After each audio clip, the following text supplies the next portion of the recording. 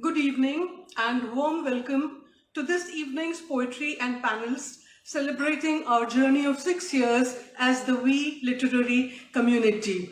Thank you very much for joining us, Dr. Radhakrishnan Pillai and Dr. Paramita Mukherjee Malik, Dr. Shomrita Urni Ganguly Nisha Jamwal, our very special guest who has been our guest of honor earlier, and today she is joining as a panelist and a poet. Warm welcome, Nisha. And Dr. Pillai will yet make a poet of you. And today you must read from one of our anthologies. Okay. So as we begin our in-person sessions once again, with the golden threads of poetry and humanity binding us together, there's a palpable joy, a kind of charged expectation in the air. What will this evening unfold? What do its moments hold for you and me and everyone joining here? Well, the obvious answer is togetherness and poetry, of course, but there's more. There's a magic in the air, an opulence of vibrant energies sparked off by our collective presence. We are here because we believe in a realm of existence where shared thoughts in verse and good words mean everything and promise the earth, giving back lost ground, lost hope, lost well-being in a roaring outpouring of expression and energy that can actually build and usher in new worlds. No wonder there's a kind of, thank you. Your normal prose is like poetry, isn't it? Yes. No wonder there's a kind of sparkling magic in the air. Through misty, hazy glimpses, a brand new world will be sculpted, one thought, one word at a time, as we prepare to take the stage. And now, we seem to be all set. So here's what the flow of poetry and panels looks like. A shower of poetry as confetti in welcome. Then the first panel, The Power of Words, featuring Dr. Radhakrishnan Pillai, Nisha Jamwal, Dr. Yamini Dan Shah, session moderated by Dr. Shomrita Urni Ganguly. Our heartthrob and magic person who showers love on us is unable to join us due to personal reasons this evening, Ma Banu Modi Kotwal, but her love and magic is with her. And there's a magic hand somewhere in that bag. I'll wield it and show so that you know it's her presence with us. Luminous poetry follows this, featuring Nisha Jamwal, Yamini Dansha, with Dr. Pillai reading from an anthology. And this session will be moderated by Shomrita. Dr. Pillai, I hope you will read. The next panel is Powerhouse featuring poetry by Menka Shivdasani, Anju Makhija, Jasmine Khurana, moderator yours truly. And this session may be floated a bit backwards because they will arrive late. They have some other engagements. Panel 3 is titled Healing and Happiness, featuring Gayatri Chawla, Paramita Mukherjee Malik, and Urna Bose. And here we'll have two discussions on two new books by them. And Urna Bose will be discussing her creative journey of healing. She's been unwell for a while. Poetry Divine describes panel 4, featuring Suchita Parekh Mundul, Priyal Panchal. Ayushi was supposed to join, but I don't know whether she's coming. And here again, I'm the moderator. Panel 5 is a talk on Chanakya, Chanakya Niti by Dr. Radhakrishnan Pillai, the author of several books on Chanakya, his strategies and leadership styles. Panel 6 is the finale, featuring Gayatri, Paramita, Shomrita, Smita, and any other poet who would like to read, time permitting. So with this now, I hand it over to Urni, Shomrita Urni Ganguly, with a brief bio note. Permit me please to read this. Shomrita Urni Ganguly is an Indian professor and award-winning poet and literary translator. She was a Fulbright doctoral research fellow at Brown University, USA, and is an alumna of the University of East Anglia's International Literary Translation and Creative Writing Summer School. She has served as a judge for the 2021 PEN America Translation Prize and is currently head of the Department of English, Maharaja Manindra Chandra College, University of Kolkata. Her work has been showcased at the London Book Fair, and she has read in cities like Bloomington, Bombay, Boston, Kolkata, Delhi, London, and all over the world. And I'm not going to read out her publication credits, so that you can read online, but her work has been acknowledged with the V Glowing Diamond accolade from the literary community, and she has She's a recipient of the Jawaharlal Nehru Fund Award 2013 and the Sarojini Naidu Memorial Prize 2011. Her work has been okay.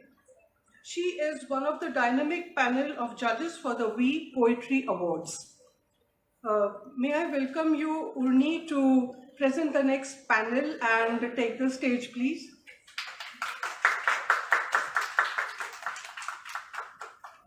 Good evening, welcome also to everybody that's joining us on our live stream on Facebook, on the We India group and the community page. The pandemic has changed the world as we knew it. Thank heavens for technology. We've been able to connect even when we were distancing socially. And through that distance, paradoxically, I realized how we are all united by the same thread, by the same spirit. We might not all be sailing on the same boat. Some people have big yachts, some people have little boats with holes in them, but we are still battling the same storm. We're sailing the same sea. And I think there is a power that unites us because of this struggle, because of this shared experience. I'm absolutely delighted to be here back in Bombay after a hiatus of 2 years, I believe, and the last We Literary event was also, fortunately and unfortunately, a book launch, a book that I had edited, Quesadilla and Other Adventures. It was held here at Tidal Waves, and I'm absolutely delighted that we are back again after this brief pause. Without further ado, I want to introduce and call up on stage the panelists for the first session, which is on the power of words. I would like to invite on stage Dr. Radhakrishnan Pillai, Ms. Nisha Jambal, and Dr. Yamini Dandisha. Allow me to introduce them to you formally.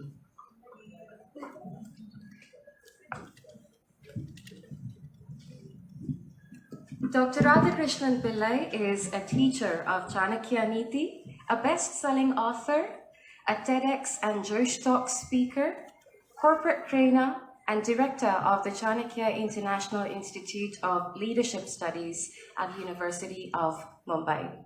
He has 17 best-selling works to his credit, including Corporate Chanakya.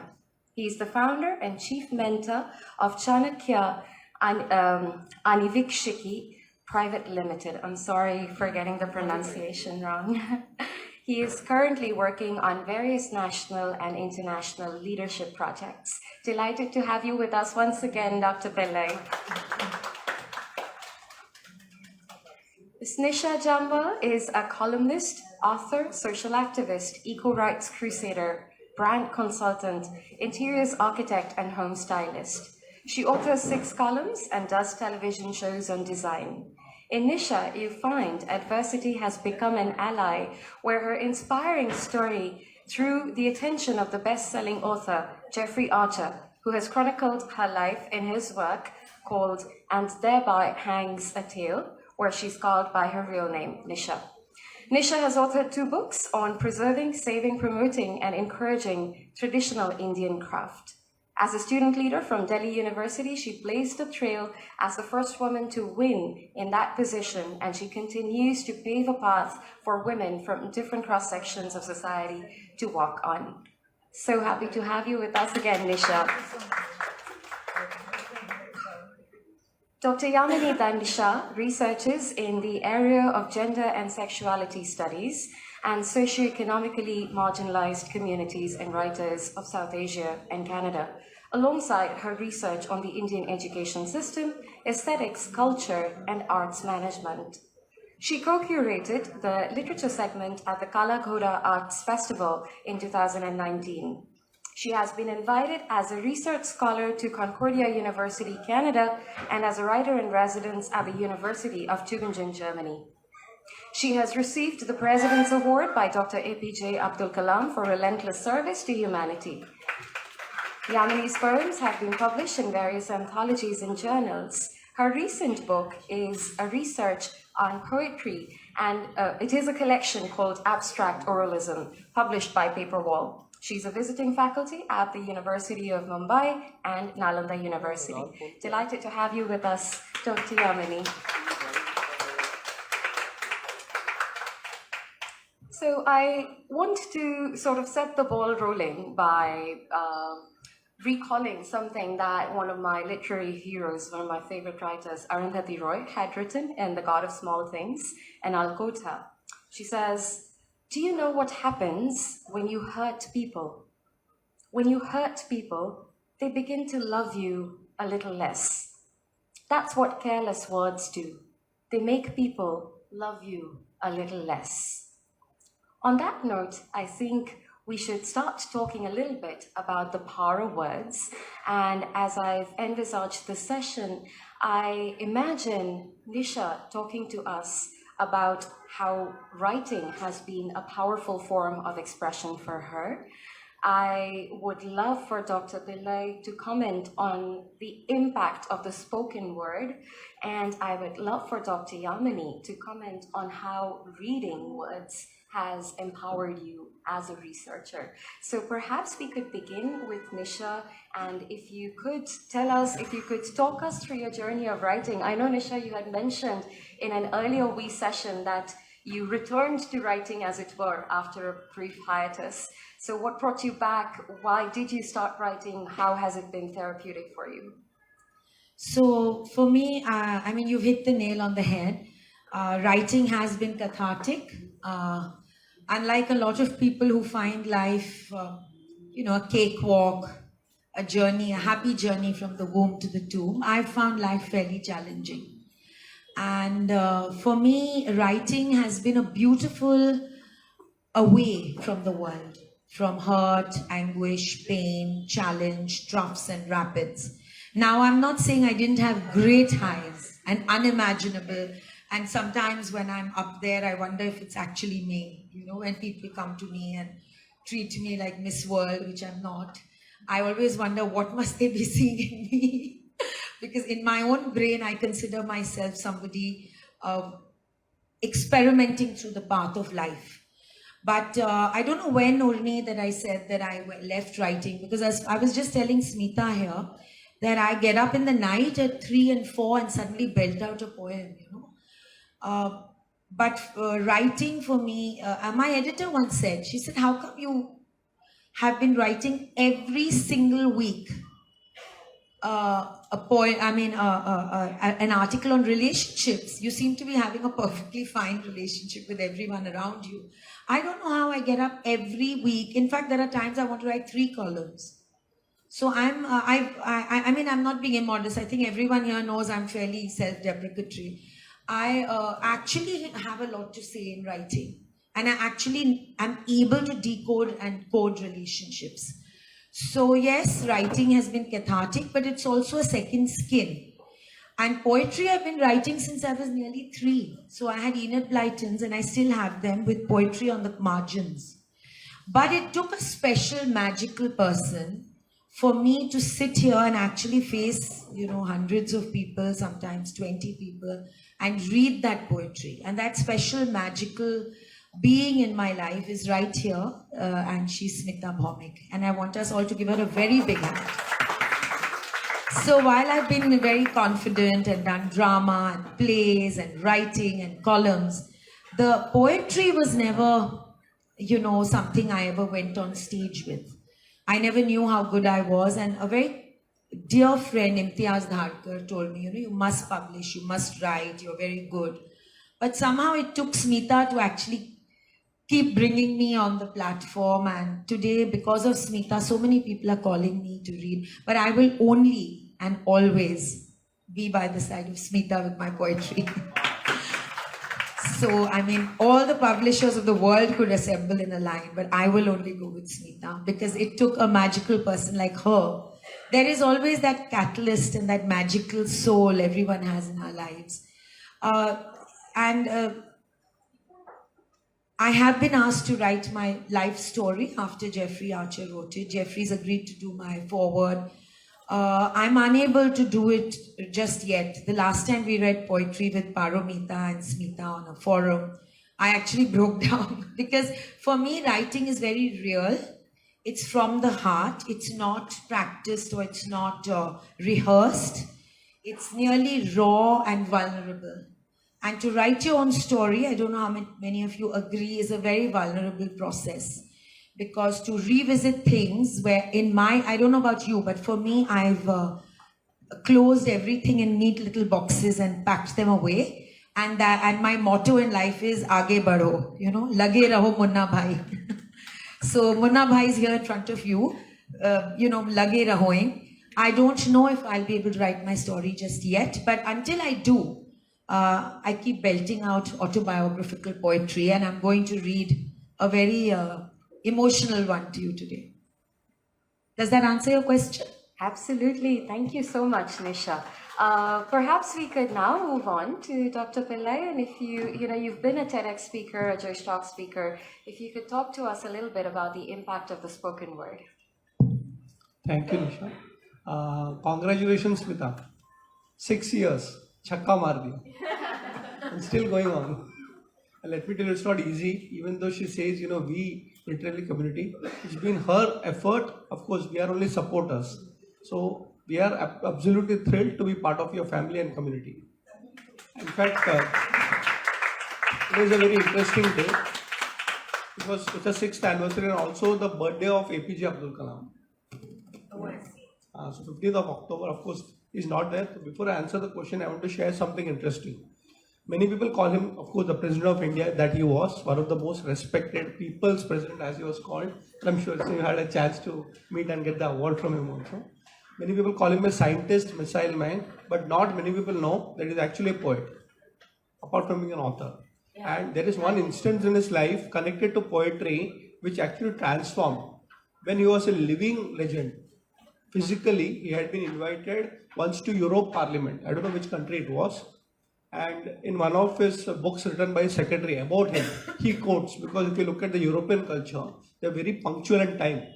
So, you only have to speak for 10 minutes. But he went on for 45 minutes. So the secretary came out and said, "Aapko bola tha." The secretary's name was P.A. Nair. He writes in his book saying that I warned him, you cannot do that. This is not our country. Ki lage raho man. So he said, don't worry. I already told them I'm going to read out a poem and I may take extra time. And they were surprised that a president can write a poem. And after that instance, actually, United Nations give him a status which many people don't get in their lifetime. Today is also International Students' Day. It's not just India's students, they were International Students' Day. So that was because of poetry. And the last thing which I want to also say that Maharashtra celebrates his birthday as Vachak Divas. In Marathi it means Reader's Day. So it's a beautiful day to celebrate the anniversary. Thank you so much. And coming back to the question about the power of words. There are 2 words I work with, the written words and the spoken word. And today it's a video format. I still remember one young girl from US telling me, books will not exist in our generation. I said, why? We are more the video. We are more the video. Am I audible? Yes. So this girl was telling books is not for our generation. Because we are more the video people, right? Instagram live, I'm sure there are people watching on video. Nothing wrong with video. But I told her, do you go to school? Well, yes, I do. Of course, she's in the Silicon Valley. And do you still use textbook? Well, yes. And saying, as long as you are reading books at school, your generation will also read books.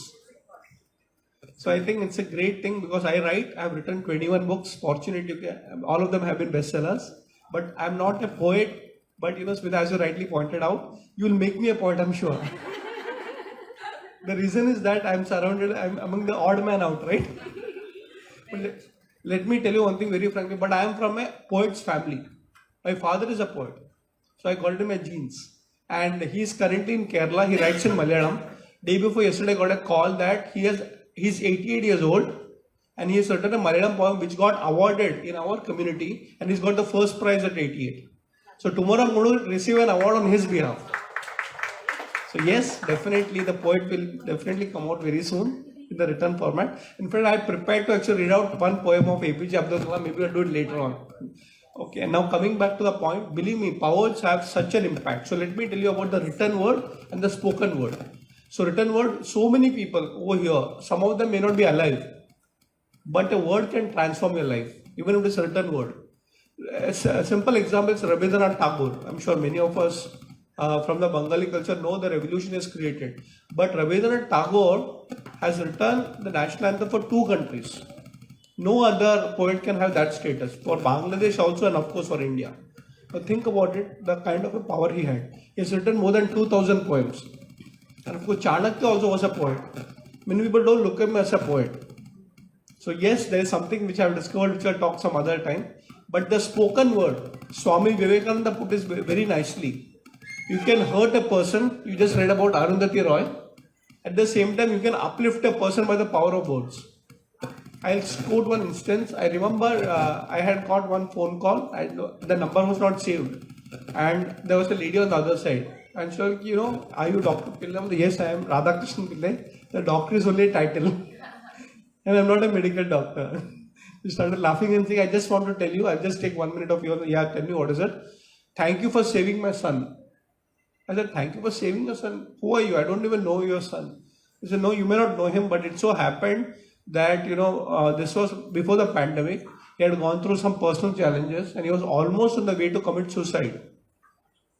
And I don't know what happened is that he actually heard one of your talks. So I'm also a motivational speaker and he decided not to die. Now imagine what a feedback you get, right? So I said, I would definitely want to meet your son. So of course, he was from, I think, one of the villages in, Uttaranchal. So we are not met face to face, but I told him, please connect. So next day he called me up and said that you have no clue that sometimes we may be watching a video, but some things live with you throughout. So that's my input into it, that words have an impact, both written and spoken. And I'll tell you, the most wonderful word in the whole world is I love you. Thank you. So it can put everyone to smile. And I make sure I tell this to my wife 3 times a day. We are 20 years married and still going strong.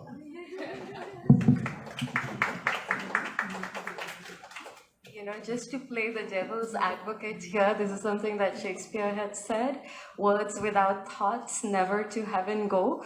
So I'm sure you also mean it 3 times a day. Thank you so much, Dr. Pillai. We will now move on to our 3rd panelist for this session, Dr. Yamini Dandisha. Dr. Yamini, you are a research scholar, and one of the essential ideas of research is reading. How do you think reading has been transformative for your journey, and how have words been powerful for you as you've navigated your way through your research pursuits? Thanks for a very beautifully crafted question. I want to congratulate Smita on the 6th anniversary, and I want to thank everyone who's made it here.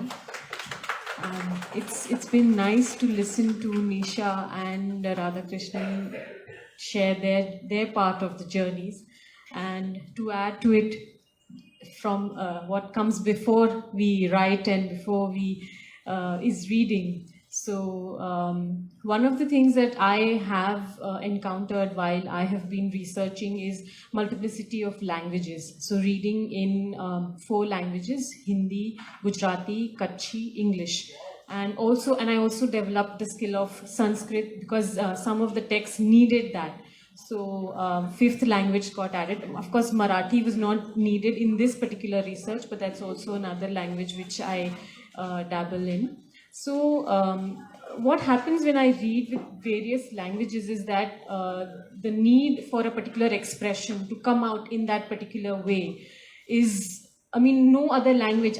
I respect translation, but if it's a word like a Kutchi word, which is Nevro, okay, it means somebody who has a lot of free time, who has free time to do things that he wants to, and can be employed to do any menial work that person is required. So if I were to say, for example, use a Hindi word, fursatiya, fursat mal, or things like that. Of course, they have the importance in that particular language, and if we go to use it in that, if it's Kutchi, then it's Kutchi. If it's Gujarati, so how I used this very polyphonic use of research and language was that in my poetry also I have written words from 4 different languages, and there is Sindhi also included in it.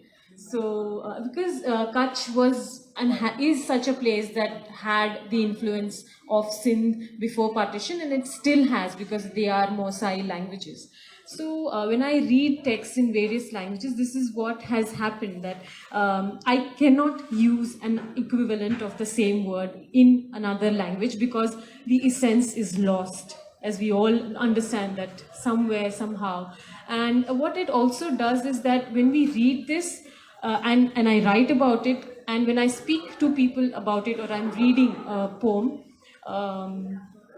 it so happens that there are some listeners in the audience who don't speak English, or who sometimes don't speak Kutchi. So when I'm speaking in English and there are Kutchi words, that one word gives that one person who has no idea of English the entire experience of what she would be meaning. So I don't lose that one person who, with that one word just understands the entire sense, and also the history, which, for example, an Anglophone reader may not know the lived experience of a Kutchi resident. So that the same with, so we forged this new connection with Anju and Gayatri recently with Menka, that how Sindh could be this Mosai language with which we could forge a different connection of Kutch. So when I read in the source text, these are the beautiful flavors, the dialogism, the polyphony, the multiplicity of voices, languages that I'm able to retain, is what I would like to say. Thank you so much, and thank you also for touching on translations. Goes without saying, it's something that is very close to my heart. I've worked on literary translations for 5 years now. But I'm so glad you pointed it out, because one of the learning experiences for me through translation has been that it is very, very humbling, because you cannot find an equal in another language. You actually cannot even find an equal word in the same language. What you can find is equivalences, and so it is a process of accepting that challenge and trying to navigate, instead of looking for the loss, looking for the gains through that process of navigation. Thank you so much, all 3 of you, for commenting on how words have impacted you and those around you. I would now take this opportunity to invite our panelists to read their own works, or as with Dr. Pillai, to read Dr. APJ Abdul Kalam's words until the next session, by when we would have made a poet of you. So we will begin with Nisha.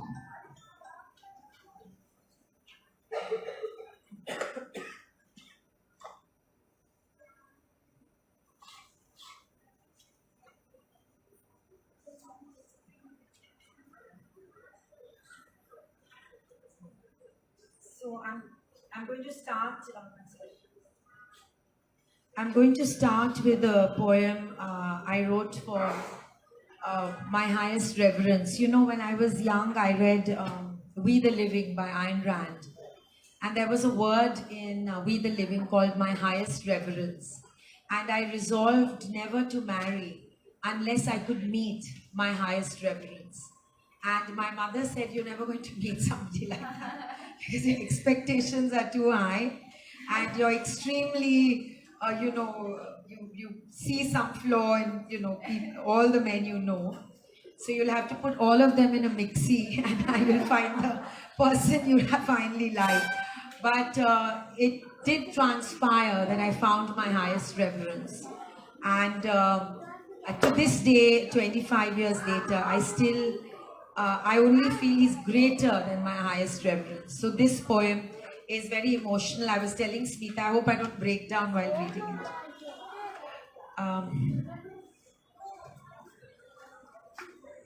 Through the twilight into the sunshine, I see you sparkle through the day. You are the light, my shining star, the reason, you are the way. You are the reason, the brilliance of the moon, the sparkle of the day. At any moment, through any climb, at any time, you show me the way. The guiding light, you clear my sight, you have the vision, ability, and wisdom, the gift of right to know the way. It might be dark, the path is stark, the passage tight, the vision blurred, you know right, you see the way. I know for long, I've seen your mind, I feel your vibe, the gusto of your song. You have the might through day or night, the righteous way. I'm learning too, a tad too slow, to know the ropes, manage the show. I have my hopes to learn the way. To find the right to clear my sight, my friend, guide, mentor. Show me your light through this dark night to find my way. Hold my hand, my guiding light, sparkle on, my morning star. My every breath, I live for you, my heart, it sings when you walk in a room. Lights up as you enter it. I am and will always be your loving kid. This is part 2. My life began when you graced it. I first saw you, I was agog. My heart it swelled, my throat was caught, no sound came out. I just looked on, I had no thought. I saw none else. My mind was made, this was my man, I knew right then, at once, I knew. The glow so bright, the rays that shone at first sight, the aura, the light, the inner flame, so clear to me. My life began that very night. It had been a waiting game until that moment at first sight leading to this very light. All things then made sense to me. It all fell into place that night. It was all but a waiting game. My life found meaning at this point. My love, my soul's most brilliant light, where you had been. Where had you been? Where had you been? Can I thank you for coming through? Thank you for gracing me with this first glance. At the time coming for me, taking me into your life, releasing me from painful strife. I loved you then, I love you now, more with every breath I take. I like your mind, I love your heart. I love to love your every part. You are mine at every stage, and I always, before and now, will always be your loving kid. This is part 3. And then it came the thundering storm, the lightning gales, and took with it all peace of mind. That love's romance, it stayed on. We held on tight, tempests that swept us off our dreams of flight. We knew not then dark stormy nights had taken off. This is life. At its feisty best, we knew not then the might of fate. We stared agog, stood our ground, hung on for dear life. We kept us going. We kept us going. The blizzard in my eye, it blurred my view. I couldn't see anything anew. My world around me seemed unclear. Unknown this path, uneven, stark. The storm had in its eye someone so dear. You, my mighty warrior, rose above like a phoenix, spiraled high and shone. Your radiant light, victorious flame like sword, so high. Through all the dust and wind to greater heights. You are a storm, you are a star born to the blizzard that's called life. You are the jewel of effulgence in the darkness of those nights. And still the storms do sometimes come, but you, the phoenix, always rise and soar. We now know that this life has bends and mangled twists. We know now how this world can throw a fit. We know how in a moment of a blink, our world can turn around to bitter turns, and we now know how to swim against the tide, to win a race against a life of many bends. We often learn and grow through twists and tests. You led the way, you brilliance of the day. You are the guiding light. You morning star, triumphant bright, shine on, light up the world, starshine. I am and will always be your loving kid. Thank you. Was it okay, Smita? We kept this going was so marvelous, Nisha. Thank you. It's very powerful. Do you want me to read one more? Do we have time? Yeah. Perfect. So would you, Paramita, would you like me to read the one that you just mentioned or a new one? Would you like me to read Butterflies Are Free, the one about my in-laws, or something new called Love's Tattoo? Either good, Love's Tattoo or Butterflies Are Free. Okay, Love's Tattoo is new. I just wrote it this week.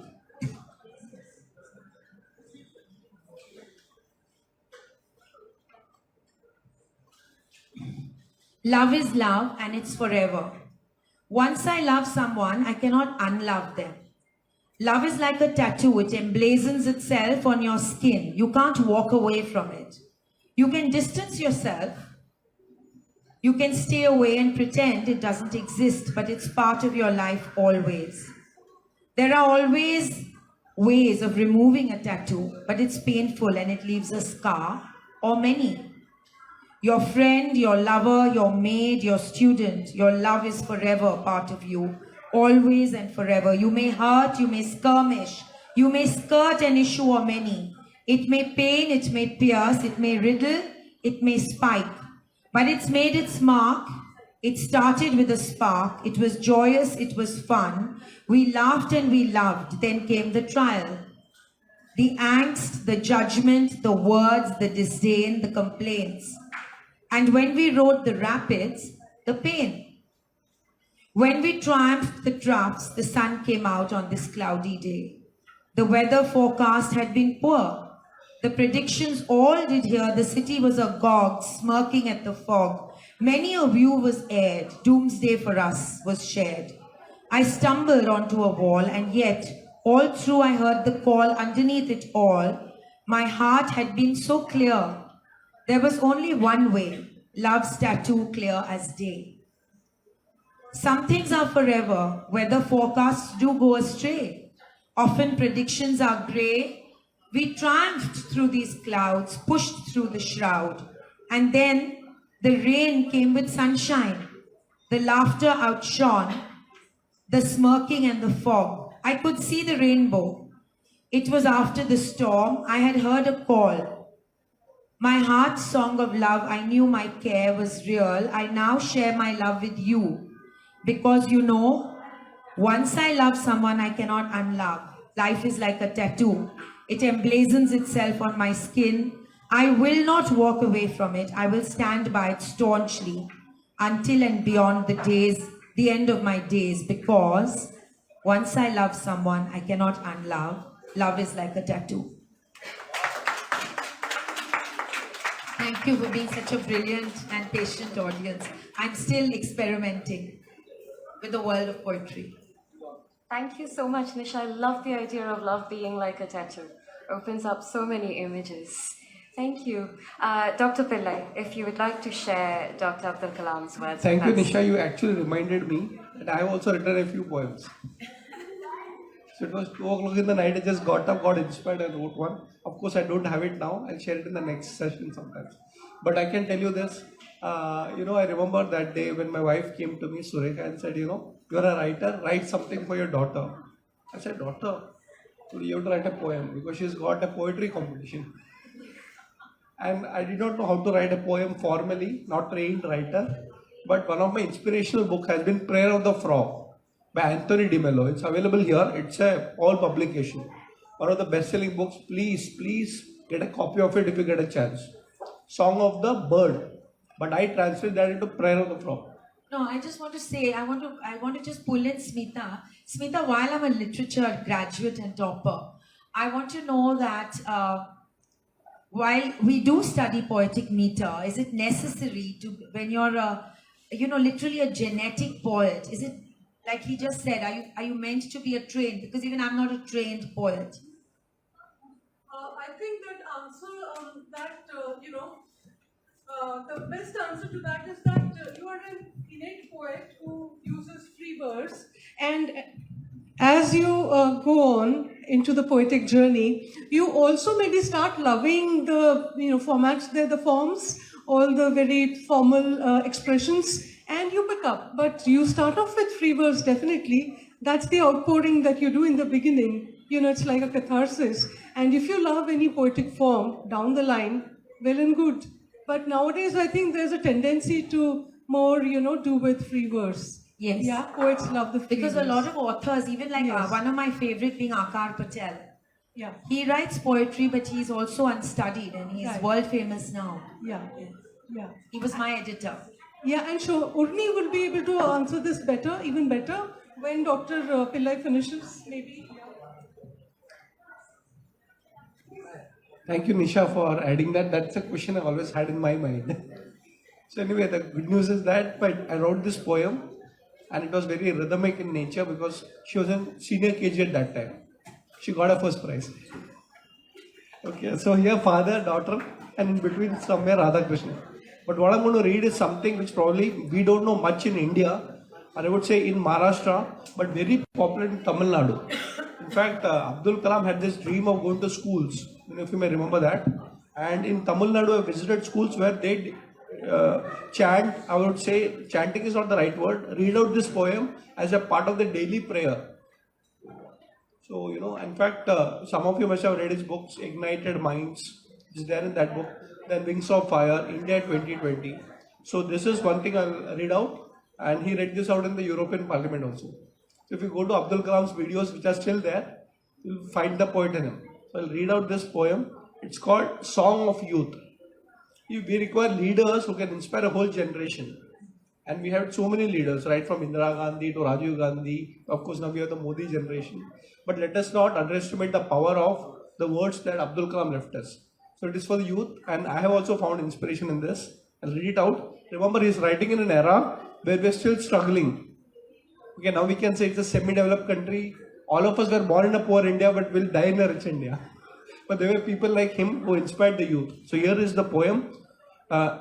As a young citizen of India, armed with technology, knowledge, and love for my nation, I realize small aim is a crime. Think about it.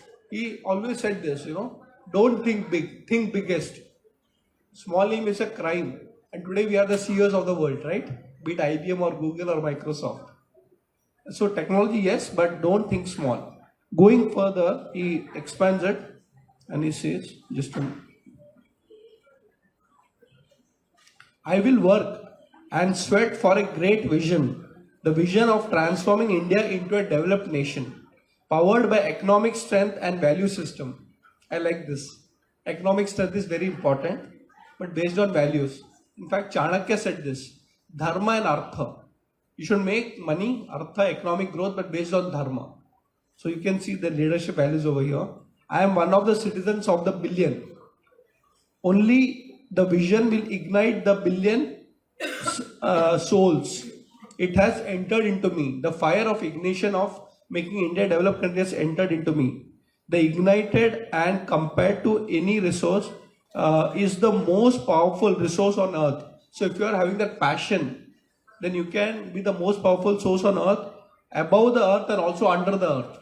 So we have the fire in the belly, as they say. But he says ignited minds, not the fire in the belly, but in the mind.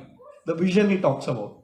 I will keep the lamp of knowledge burning to achieve the vision of a developed India. If we work and sweat for the great vision with ignited minds, the transformation leading to the birth of a vibrant, developed India will happen. And he said it will happen in our lifetime. Last, I pray to the Almighty. May the divine peace with beauty enter into our people.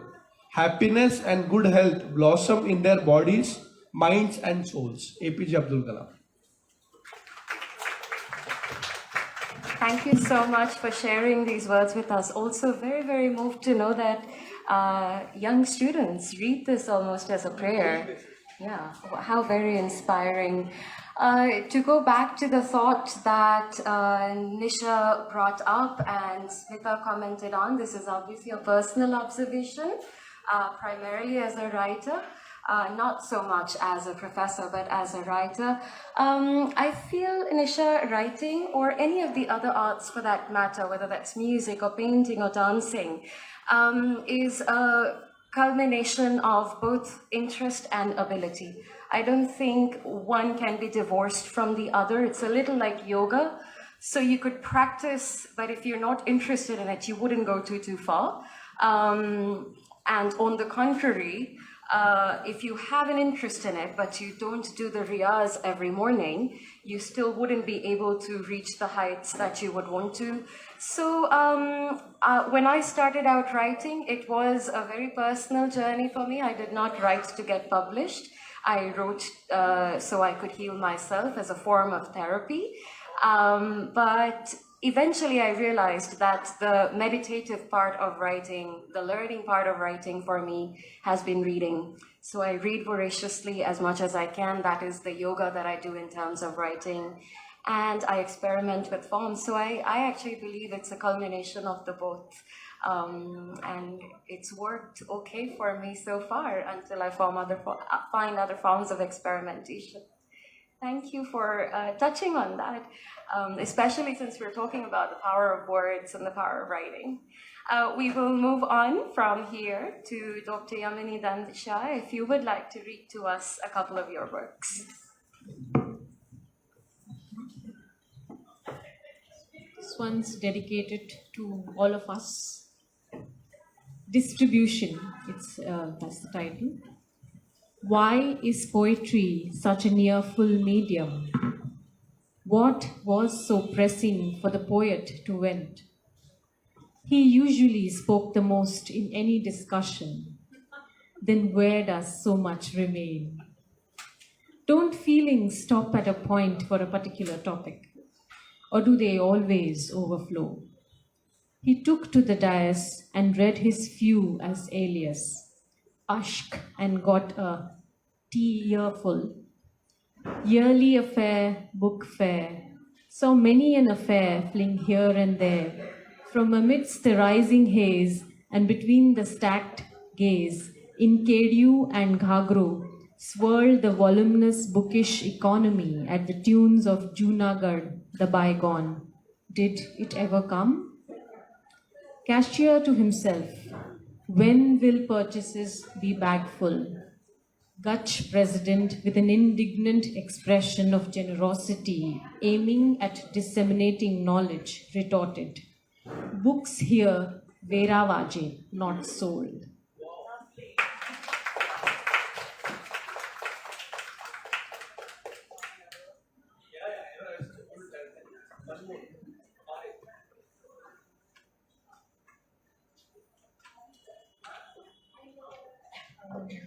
This is called Chakdo Tours and Travels, Part 1. Loudly announces its arrival and reaches much later. The view doesn't become pointillist, but rather a surreal imagery and larger-than-life realism painting. Thoughts don't go zipping past, allow you to stay, ponder. Speed that does not thrill, but eases, loosens, and lets you be. Slowly ticking, drift down, Dali-esque, jolting at bumps only to momentarily rise in a Romanesque twist, mirroring the clock tower at Prague Mahal. Till you arrive at an indiscreet landmark, only to be ushered in by a fatfatio while you are left as a trailing paleontologist. Part 2. Body style minus aerodynamics lends itself to be steered into any tapering alleyway, says a bystander.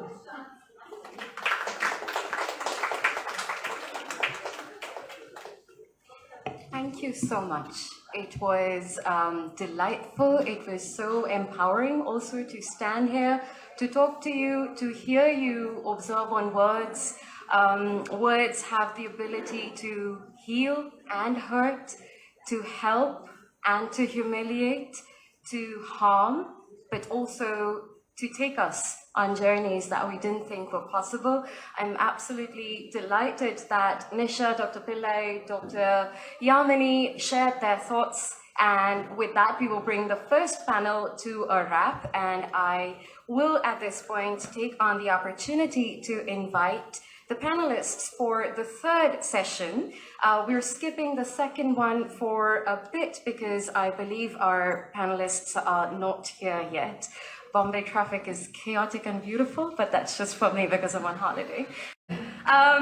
This panel is going to be on healing and happiness. And since we're talking about words, I thought I'll read to you a few words that I wrote when I was healing. A poem that I wrote. Some of us have heard this before, but I've not read it in person, and especially in Bombay before. So this one is called The Girl on the Phone, and I also want to dedicate it to my friend, Tanisha. We've been friends for 15 years, and women like Tanisha, women like Smita have held me together on nights when I thought I was falling apart. Prishma, Arnab, thank you so much for coming. This one's called The Girl on the Phone.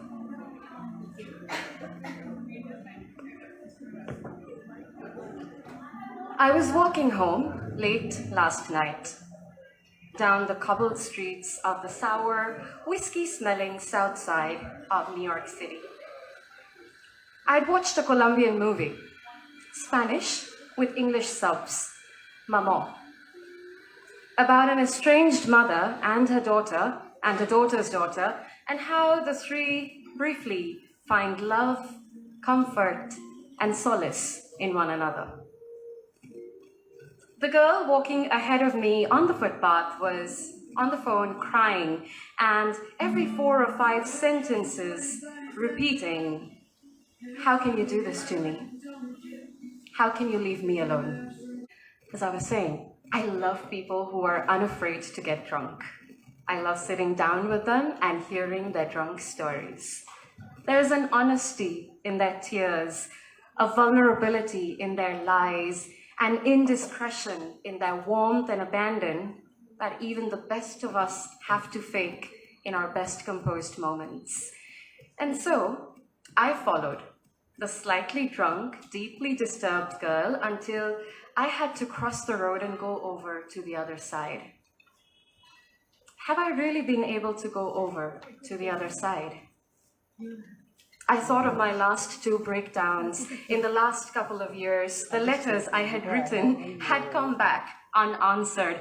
All 61 of them, I seem to have sent them to a wrong address. In my late teens and early 20s, I never cried when the men came and went. I was confident and brave and uncaring. I had the kind of arrogance that comes with youth. I knew they would come back someday, and even if they didn't, others would. But by the time I started approaching 30, I lost that faith in them and in me. And so I cried the last 2 times that they left on the phone, like that girl, repeating, "How can you do this to me? How can you leave me alone?" I wanted to stop the girl on the road and shake her up and say, "We need to be brave again. We need to be young again. We need to be shameless, reckless, hopeful. There are too many of us unseeing the dreams we had once dared to chase." I wanted to tell the girl that I too had cried on the phone, but the lovers had left anyway, that they were meant to leave anyway. I had cried and begged and pleaded with them to stay, but you cannot make people stay when they are determined to go away. My love for those people had been hypothetical. Assumptions based on insufficient evidence. I wanted to tell the girl that the last few times that I broke down, In the last few months that I've been alone, I did not regret that the lovers had gone. What I regret is that I had humbled myself for them. To love and not be loved in return is fucking brutal. I wanted to tell her, there is no beauty in fighting madly, maniacally for love where there is none. Because some things look good only in the movies. In life, they tend to bring hurt and humiliation. I wanted to tell the girl that she needs to apologize to herself on behalf of all those people who had not. If a sorry is what you're looking for, let me tell you, it will not come. If a sorry will help you move on, say a sorry to yourself, the one that they won't say, and do move on.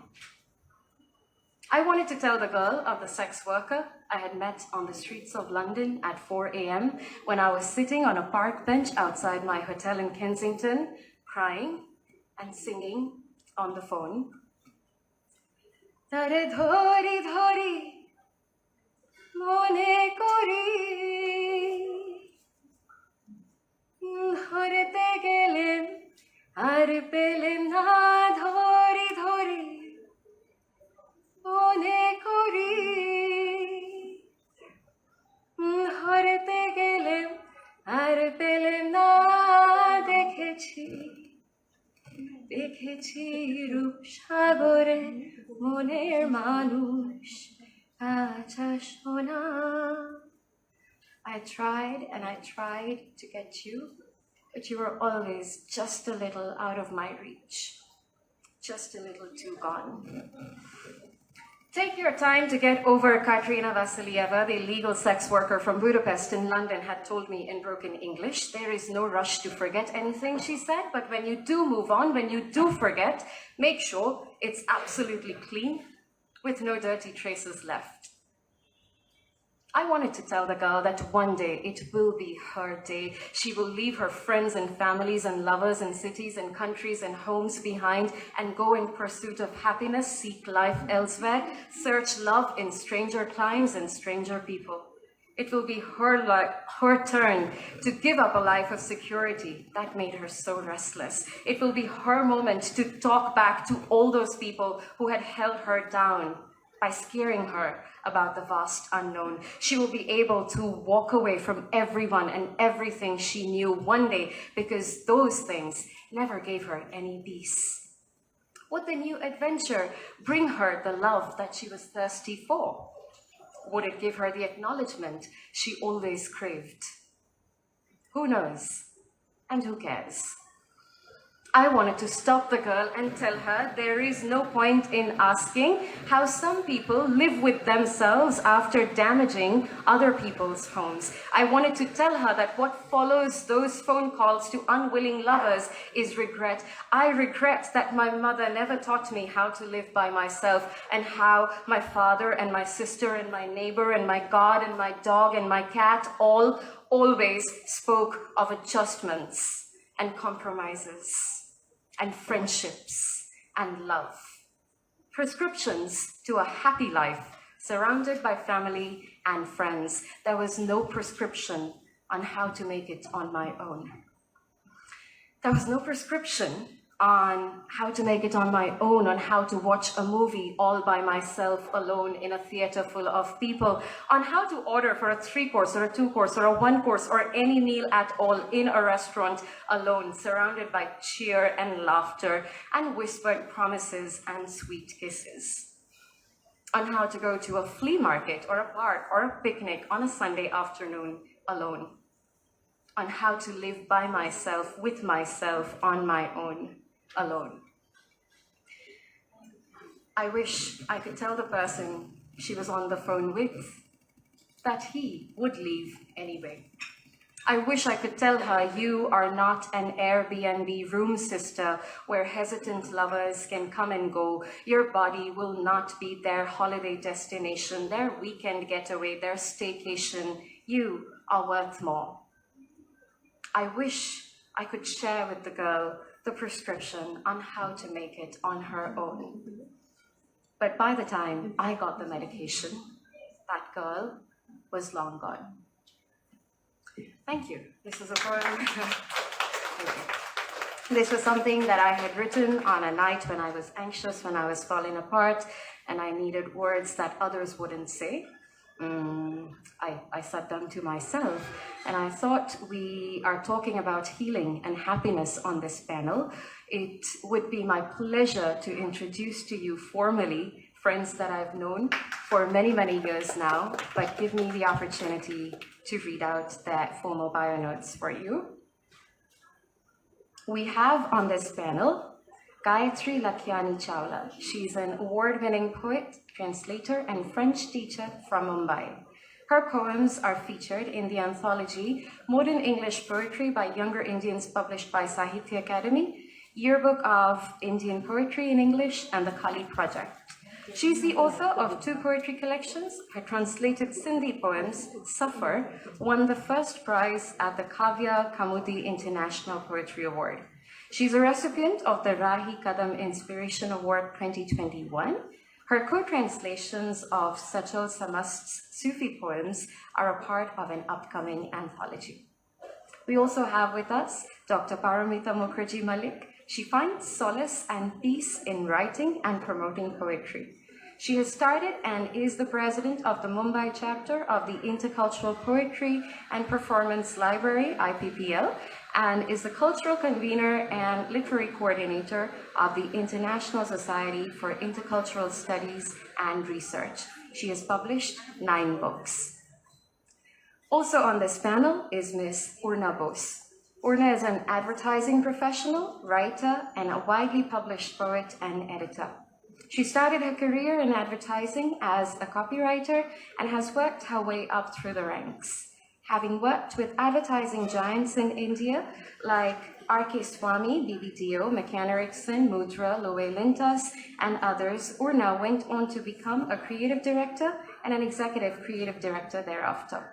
Her clutter-breaking, iconic advertising campaigns and brand work have won both Indian and global creativity awards, and some are even industry case studies. Delighted to have Urna, Paramita, and Gayatri with us for this panel on healing and happiness. Over to you for the discussion. Hello. Good evening, friends. Congratulations, Women Empowered India. Happy anniversary. And congratulations to you, Smita, on this very special occasion. We are having this panel discussion on happiness and healing. So without much ado, let me start. What is happiness?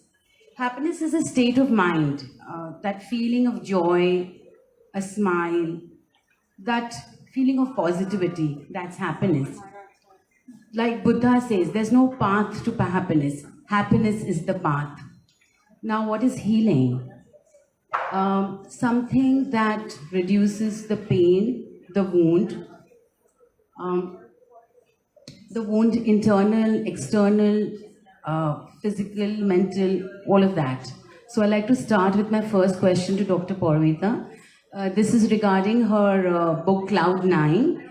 And it's a lovely book with so many positive poems.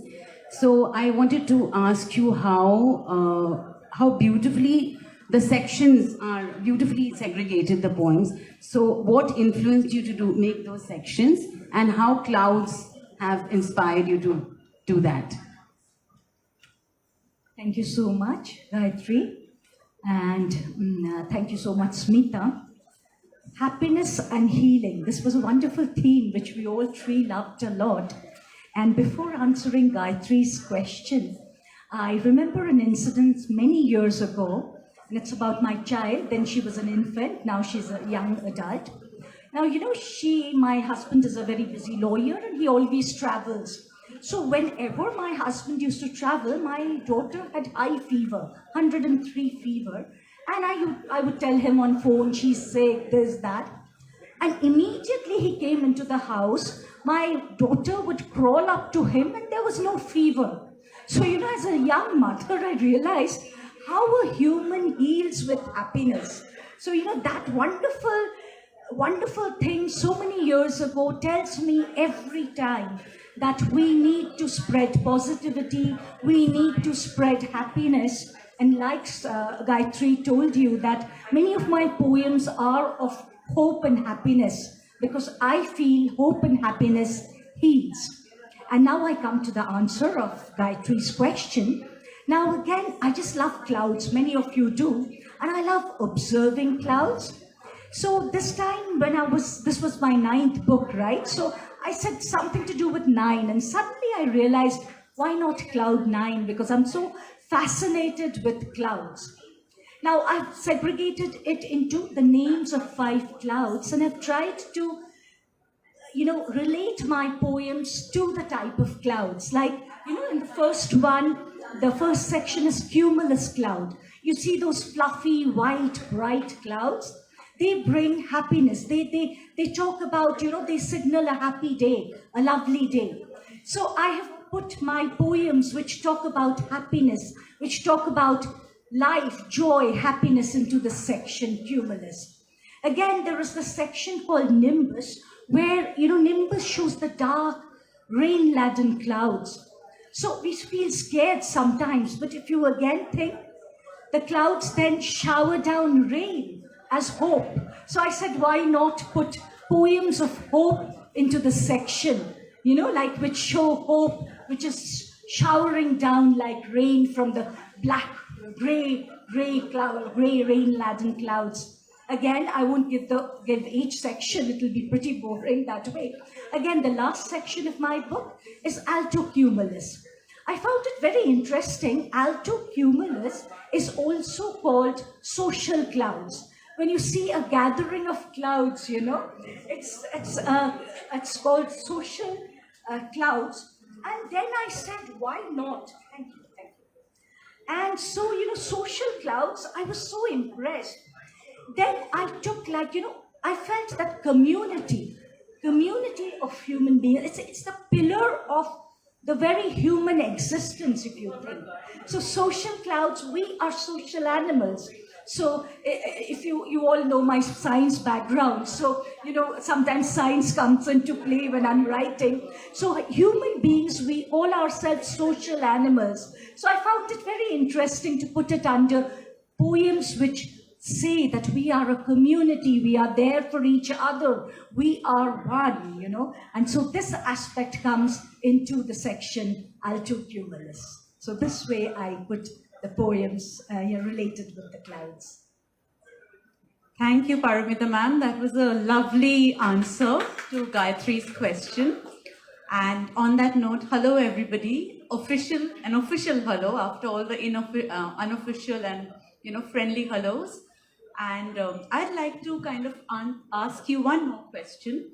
So I am pretty familiar with Paramita ma'am's work, and her poems are mostly about healing and happiness. And there is one poem, when I read that poem, it was like a knockout punch.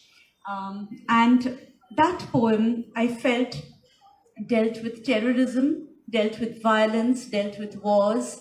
And in a way, the poem got under the skull, of what it takes to be a coward. We'd love you to read the poem out for us. But before that, tell us what made you write that poem, and what was that, what was the thinking behind the poem?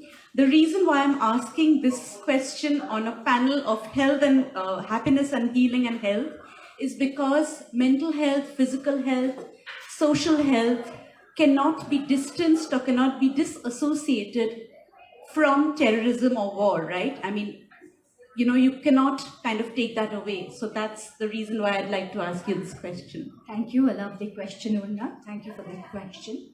About 6-7 years ago, or maybe 4-5, I don't remember, we had gone for a vacation to Nice in the south of France. And we were walking down the promenade. It's a beautiful promenade.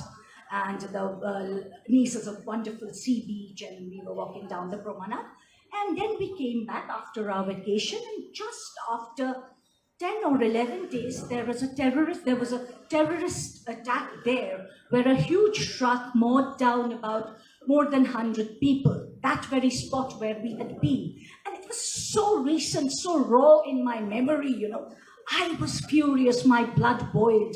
And I wrote this poem cowards. Because like Urna said, I feel terrorism is just cowardice, and terrorism is for cowards. And so I wrote this poem.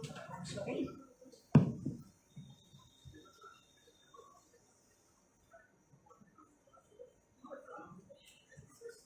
Yes, my poem, Cowards. Oh, gun-toting, bomb-blasting cowards. You can only kill humans. Can you kill their souls? Can you kill the love for them in others' hearts? Oh, gun-toting, bomb-blasting cowards.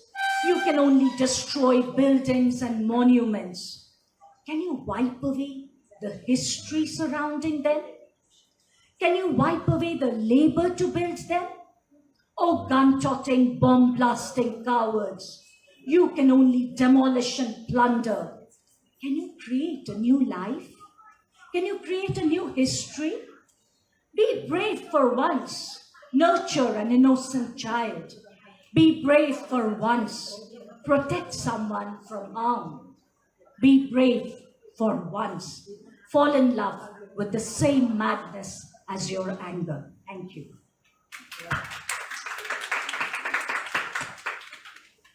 So with this, I would love to ask a question to Urna. Urna, we all know she had just come out of COVID and she's still a bit weak, and I hope, Urna, you gain back your health very soon, get well soon. And like I say, happiness is healing, happiness is health. So what is your idea about happiness in relation to health? Wow, what a question, Paramita ma'am. Only someone who's as sensitive as you are could have asked me that question. Anyone who knows me, many of you do, my friends call me fiercely private, which I am. But I think that's also because, the kind of upbringing that I've had. I was always kind of told that, you have to gulp your battles down with a glass of water. Don't make too much of it. And, don't blow things out of proportion. But I've reached a stage and an age where I feel that it's very important to talk about our personal battles, our problems, not because we want to blow it out of proportion or be melodramatic about it, but so that we can normalize the human experience. And the reason that I'm saying this is because I have chronic asthma. And, asthma is something which is not you can't see it externally, right? I haven't broken a limb or I don't have a rash. It's an internal battle. You have to battle for breath, which is pretty much fundamental and rudimentary for life. And COVID has been tough on me, and I'm saying this because even if there's one person today here in Tidal Waves or someone who's kind of seeing us live, if this message helps that person, then I think my job as a human being is pretty much done. So I think it's important to normalize. It's important to talk about what we go through, and I think also the moment we come out, the moment we talk about what we are going through, what it does for a lot of people is that, that this is a part of the human experience, right? I mean, the human experience will have its share of darkness, ill health, patch of bad luck, your defeat, working very hard for 2 years only to be told that the organization will not be able to take any promotions that year, or teaching your son, so that he aces chemistry only to understand that, he doesn't like chemistry and he comes back with 37 on 100 and he's pretty much flunked. I don't know, I mean, whether I'm making sense, but, all this is a part of the human experience. And I think I'm saying this because while it seems basic, but I think we all have to remind ourselves that this too is a part of life every single day. So yes, it has been a harrowing time getting back from COVID, but I'm so happy to be here with friends, well-wishers, with Smita, with Urni, with everybody out here, with Shuchi, who's a long-lost friend, and I'm seeing her after so long, with everybody, Paramita ma'am, Menka ma'am, whose poetry I love, with Gayatri, everybody out here, and of course, so yeah. So thank you for that question, and I just hope that we all have somewhere the faith and the trust to talk about what we are going through. It helps. Lovely answer.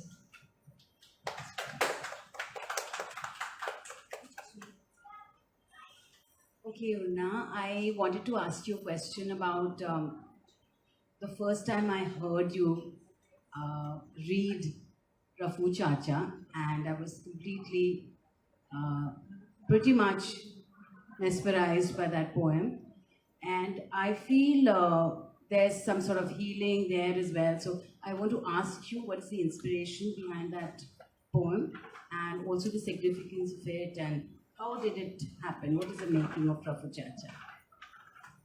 I want to first thank you for this question, Gayatri, because I don't know how many of you know, but Gayatri is a professional healer. That's the other identity that she, carries along with the identity of being a lovely poet.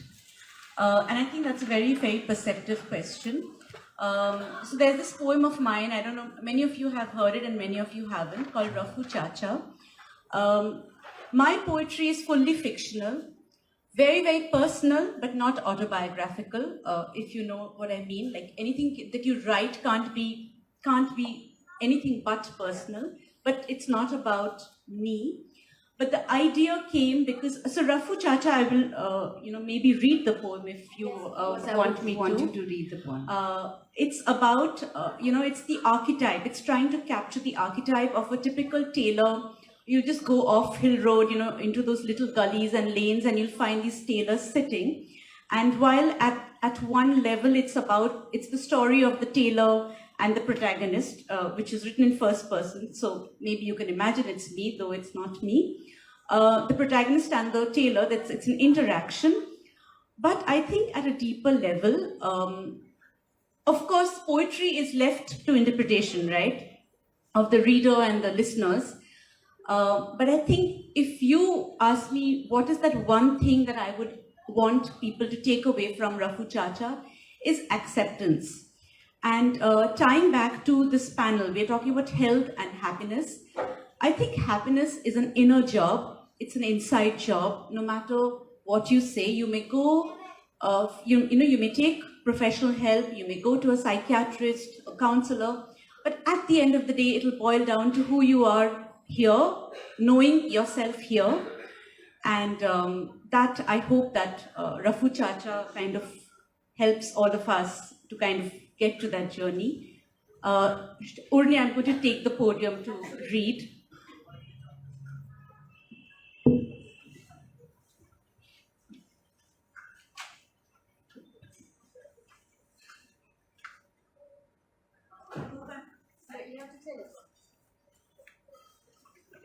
I hope I'm audible.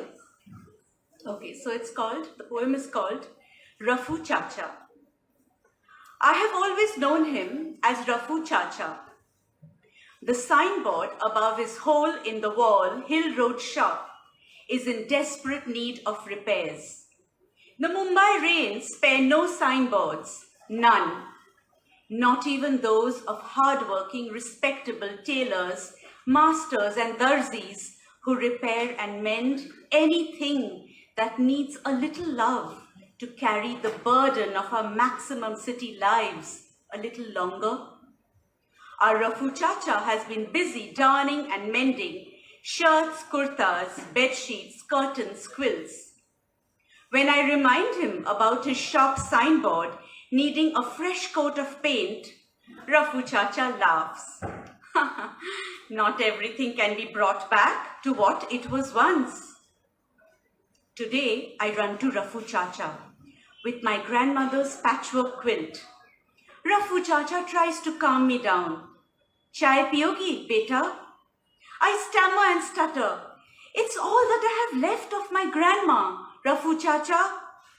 As Rafu Chacha mends my grandma's quilt, I ask, swayed by a stray gust of wind on Hill Road. Rafu Chacha, will you ruffle my torn heart someday? Rafu Chacha's hands tremble, deft fingers grow unsteady. I sit on my desperate haunches in his messy shop. Rafu Chacha wants to say something.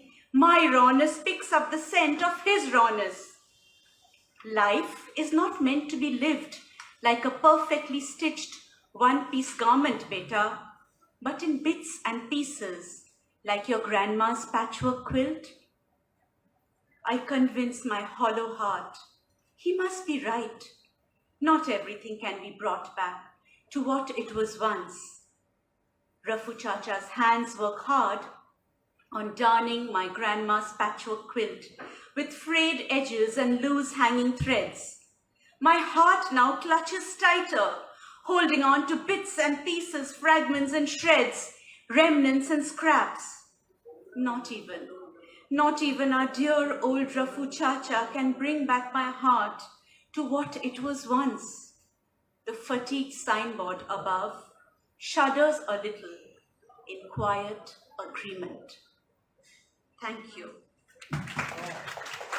I think Rafu Chacha has come a full cycle, Smita, because it was first published in Yugin Quest, and I think it has really, I think I needed to read this today. Thank you.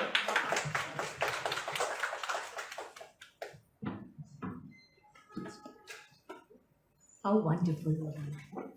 I would like to ask Gayatri a question. Gayatri, you've just come up with this lovely book, Healing Elixir. Yes, so how did the concept of healing or concept of helping people out by writing a book on healing come to you? What was the origin? Thank you, Paramita, for that question. So, the idea was conceptualized during the pandemic. We've been through quite disturbing times, and people who close to me do know that I am a tarot and angel card reader. I'm a healer. It was a time when people reached out to me. They wanted to share their grief. There was so much of distress, and I guess there was a lot of negative emotions like unwantedness, isolation. In many cases, trauma and violence surfaced in families. And I've had clients who come up to me and shared so much of so much of their grief. Grief is a very personal thing. It's not easy to open up immediately to a stranger.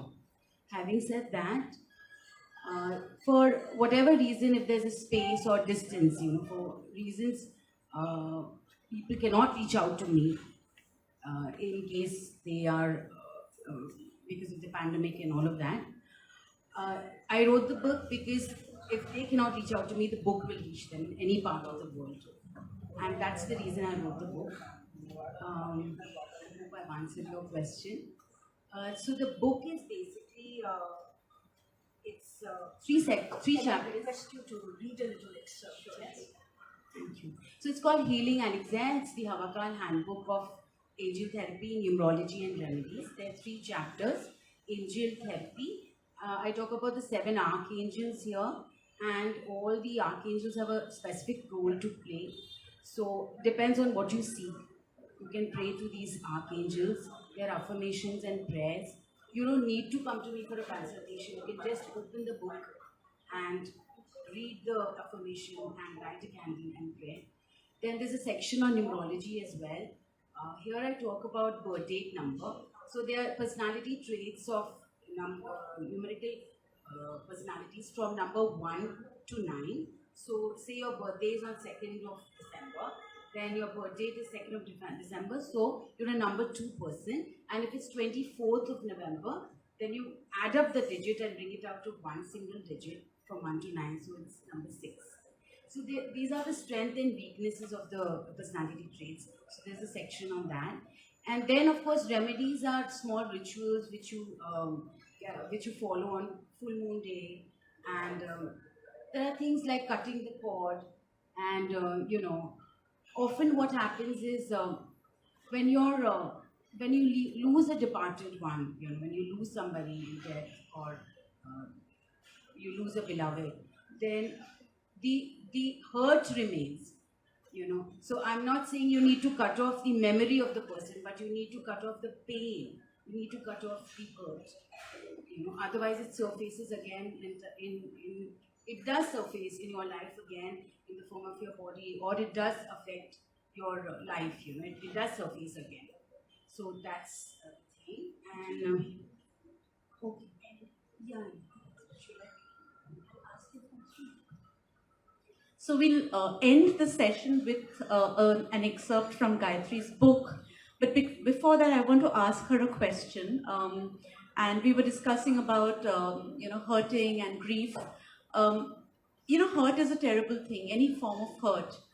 I don't know how many of you have heard, but there's a phrase which says, "Hurt people, right?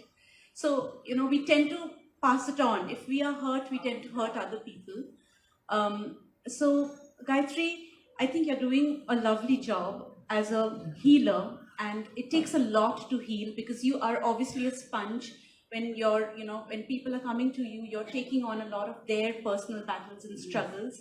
And I'd like to ask you, how do you process this entire thing that you do, the healing?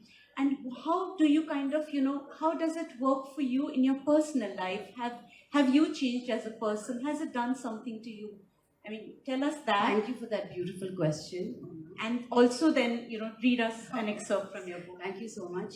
So I was always drawn to the world of the unknown, to the mystique, spirituality. But I didn't get up and study it. I knew I was attracted to astrology, but I didn't study it. And I always say there are no coincidences, they're all encounters. I met a friend and she was doing this workshop with teacup reading. You have to brew the tea and drink it, and then the residue of the tea leaves leave a symbol. You ask a question and I answer. So that's how it started. And then, the learning didn't stop. After that, there was tarot, there was numerology, angel therapy, and so on and so forth. So what I did was I learned all of that, and then when I bring to the table, when there is a client of course, I bring all this learning to the table so I can share it with them. And with tarot you predict, with angel therapy you heal, with numerology you get to know people better. So I put it all together before I could answer their questions basically. And as a person, well, there's so much of learning that has happened, and the beautiful thing is when you share that learning, and if I can help, like if I could heal even one person on this planet Earth, then my work here is done. And I guess that is my happy moment when people connect with me and say, thank you for your support, thank you for the guidance. That would definitely be my happy moment. On a personal level, definitely. There's an awareness, like they say, that what is essential is invisible to the eye. And there's a lot of awareness of things that I didn't know. And then it's a beautiful thing to share it. And if I could heal someone, could help someone, I've won it. I hope I That's answered lovely, your question. Gayatri. Yes, absolutely. Please read us an excerpt from your book. Thank you. I will request you to please close your eyes when I ask you to do so. It's like a meditation. I'm going to talk about Archangel Chamuel and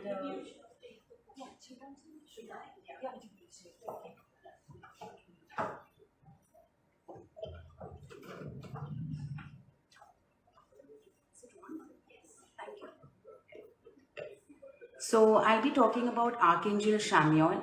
He's the angel of love and forgiveness. He's definitely my favorite. The book has illustrations, so you don't need to Google. You don't need to Google, it's right there. And I'm going to start reading this.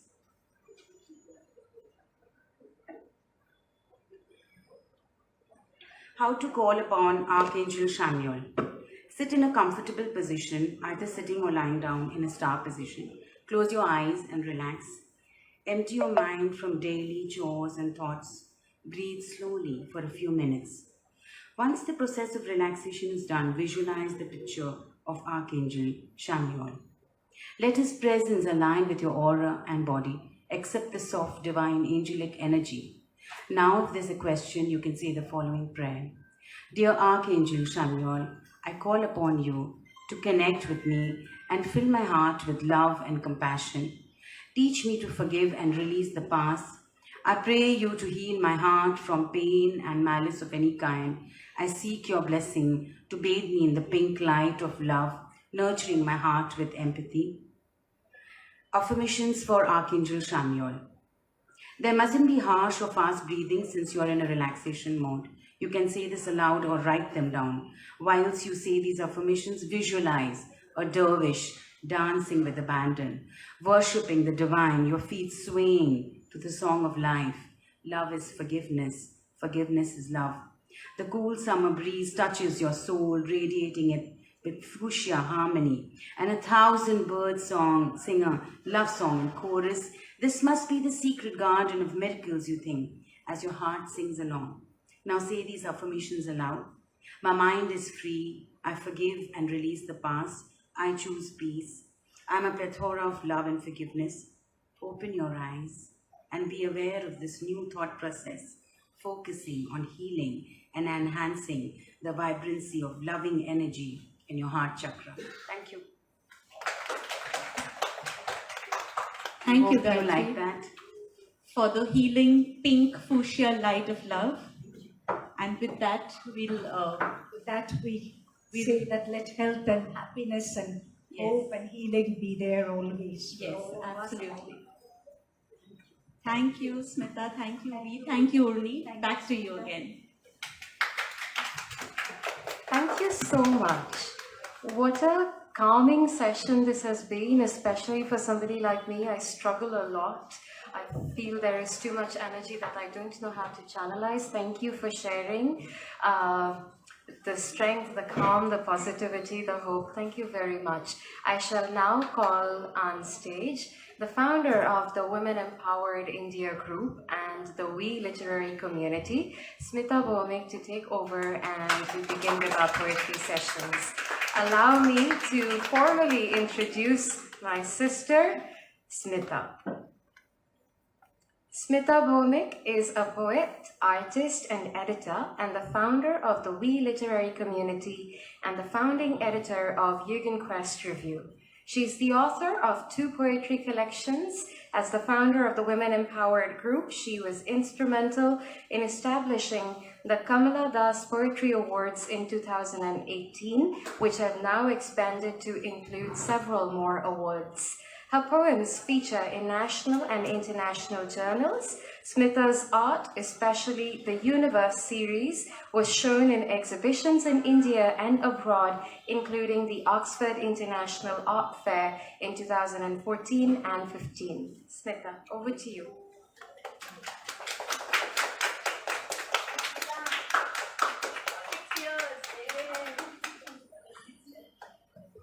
Thank you so much, Urni, and everyone else gathered here who have overwhelmed me and we with their congratulations, compliments, warm, generous comments. And I would like to say here that it's we. It's not really me. And all the powerhouses who have started We are here this evening. Menka has been here with We right from the starting evening in September 2016. Gayatri has been there. Priyal Panchal is here. Shuchi Kapoor. I'm so overwhelmed that I could be, stuttering and stumbling because I'm really taken up with emotion. And so many others. Urni, who came later in the journey, but really are gems. So we have people who have flagged us off on the We journey and people who had come in later. And that is what powers We. That's the power of We. Brilliant, phenomenal poets, writers, creative persons. So thank you so much.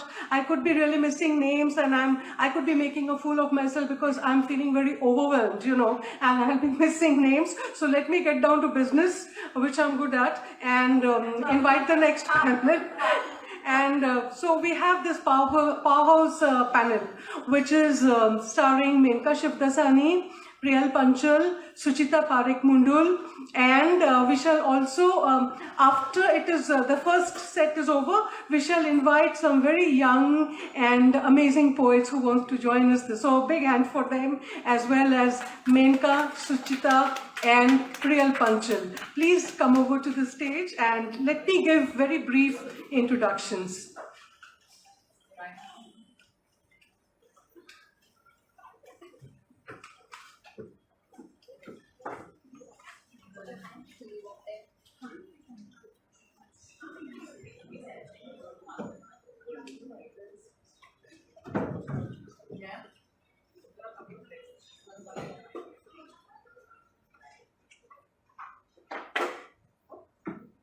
So this panel is very interesting, featuring experienced award-winning poets as well as people who are starting. And they are phenomenal poets at all levels, whether they are starting or established. Let me begin with Menka. Menka Shivdasani is the author of 4 poetry collections.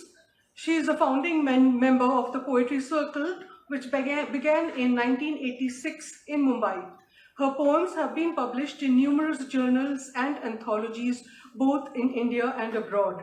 She is the director of The Source, an editorial series company in Mumbai. She is the Mumbai coordinator for the global movement 100,000 Poets for Change, of which so many of us are reading members, and we have just concluded celebrating her 11th anniversary. And thank you, Menka, for inviting many of us to read.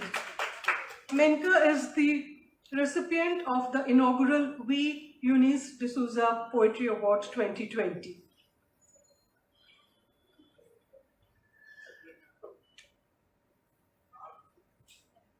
Next, let me bring you Suchita Parekh Mundul, who's a freelance writer, copy editor, and poet.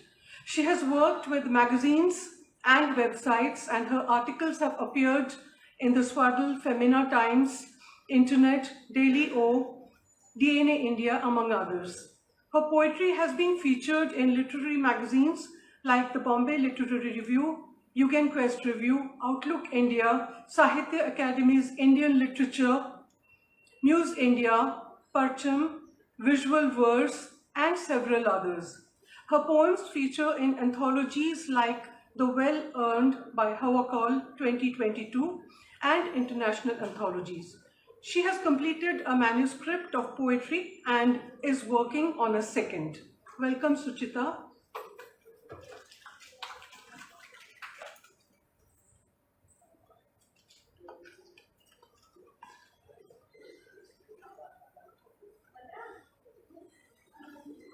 Dr. Priyal Panchal is an Indian poet with her doctoral research in the area of poetry. She won the first prize for her pattern poem at the Tata Lit Live Fest in 2015. She has worked as a lecturer, instructional writer, curriculum developer, and as a freelance copywriter.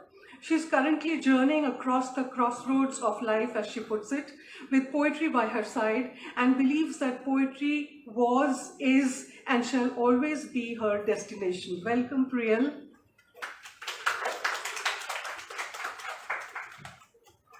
May I now invite Menka to start the session with some poems. So should I go there? Yeah, come.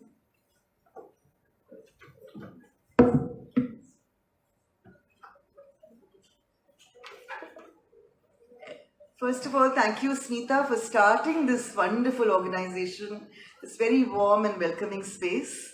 And you mentioned that all of us were with you, but it was you who really got it going and who has not only just started something like this, but also kept it going for 6 years, which is an amazing thing to do. And it is, yeah, big hand. It's a very thankless task, and I really appreciate how you keep expanding your dreams and making things happen, not just for yourself, but for other women who write. So congratulations. I'm going to begin with the poem called I Am Woman. There are 2 versions of this poem, but I'll read the shorter version, which is in Frizzle. Woman of iron from an exploded star, I embed myself in a crusty earth that waits for the sun to rise. Hammer me into sheets, stretch me into wires. I will turn into a plow or light up the world in return. Freed from the meteorite with lightning tongue, I expand without breaking. You may melt me and mix me. I emerge even purer, magnetic, and ready to strike. Iron woman in her element.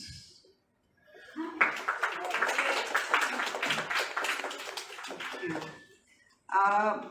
Actually, I thought I was just going to be reading 2 or 3 poems, so I intended to read a few unpublished ones, but I don't think I'll read for 10 minutes like you told me, Smita, because it's late. I think people will, we want to hear younger people as well. Tea party? I was on that page just now, so I was okay, so Tea Party, which I've always maintained is my favorite poem. So Urna, yesterday she told me that you must read Tea Party. So here I go. Can I get away from the mic or is it required? Yeah? Can you hear me? When you and I were about to break, there is no question of a fight over who will take the cups and who the saucers. You spilled over with steam, meniscus rippling with the slightest touch. I, supine on the floor, licked the milk once meant for you. Both of us in China at that point. One of us had been to China too, known the meaning of porcelain freedoms, sniffed red cards. One of us had known the sound of an alien tongue, harsh and guttural as it came from smiling mouths. Our smiles were circular, yours and mine. Yours from the top of the T and mine below, 2 halves joined together on separate rims. Then we blew at each other. The crockery stayed firm. Who but you and I would know the liquid moved? No, there was no fight over chipped white glass. The pieces lay on the kitchen floor. And I've moved to tea parties in other living rooms, balancing alien porcelain on a frigid bar.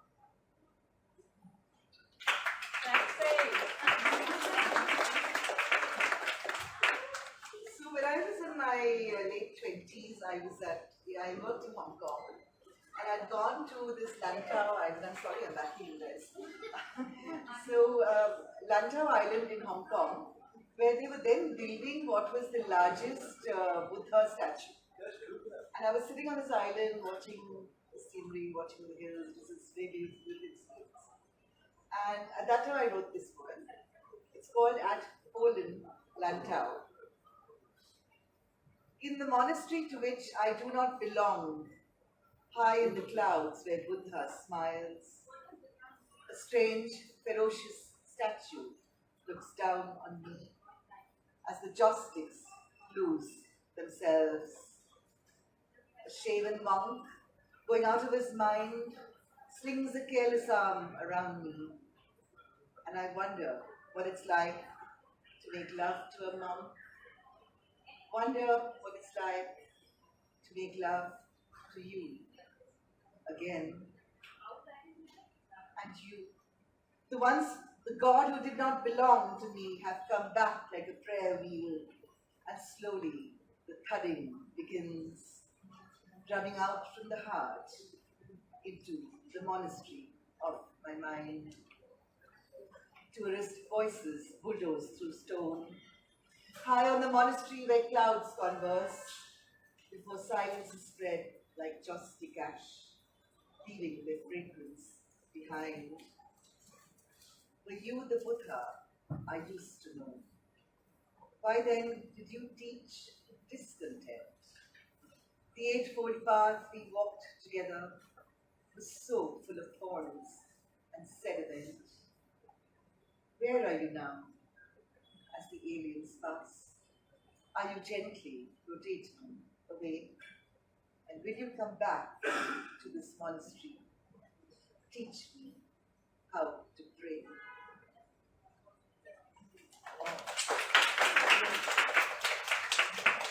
I'm going to read a more recent poem. It's called The Whole Deal. And I hope there are no children around here.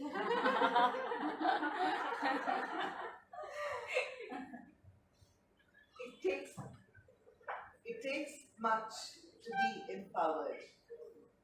You must feel the lava spewing from your breath, rising from the volcano that hisses near your intestine, spilling over to turn the rivers red. It takes much to be empowered, to feel whole when bits of breast and ovary lie in plastic bags, dissected into bland reports that tell the world you're well. It takes much to know the burning coal that lay inside of you is now a charred and empty space, and the river is no longer red. It takes much to know you have scaled the mountains, scarred yourself with the ridges at your feet, and you have almost touched the horizon with the sky bleeds black. It takes a special pair of molten eyes to see that untouched self, and to meet yourself on the other side, where the rivers flow no more. That's when you feel empowered. That's when you still feel whole.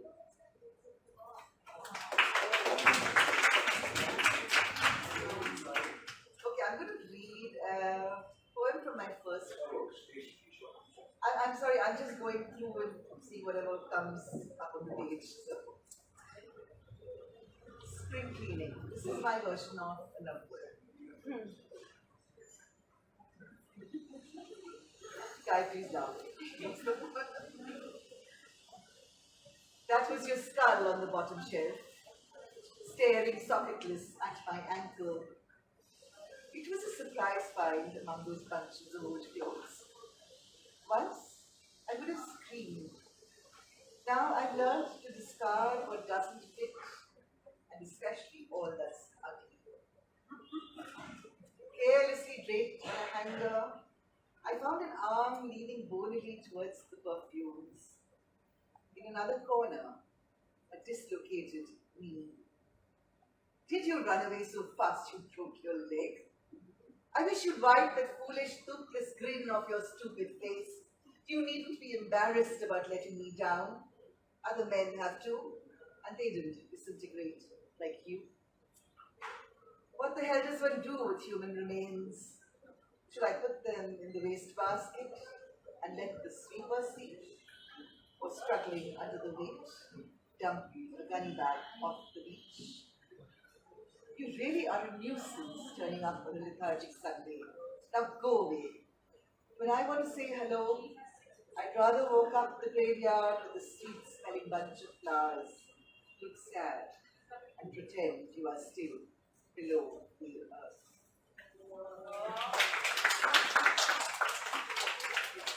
So, how much should I read? What should I read now? How many poems? Okay, maybe then in the next round. Okay. And then I might read one which is unpublished. Okay. Yeah? Thank you. I can move there now, right? This is what I can do. Thank you. I'm going to go and leave the stage.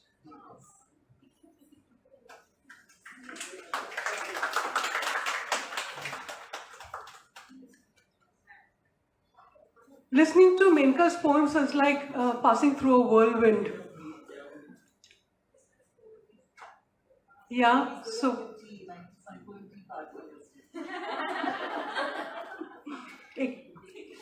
Thank you, Menka, for those powerful poems, especially Monastery of the Mind and what it is to be empowered. They are very moving and very powerful. I actually had B in my Woman Empowered Okay. Oh my God. From the body and then to the charred parts of the, body, from the mind. It's a terrific journey. And only you can write like that. And after that Hong Kong poem of your 20s where where you're wondering about love, it's amazing. Thank you so much. And we hope to listen to you once again after we are done with the first round of this. So next, I will invite Suchita Parekh Mundul to come and read her poems. I'm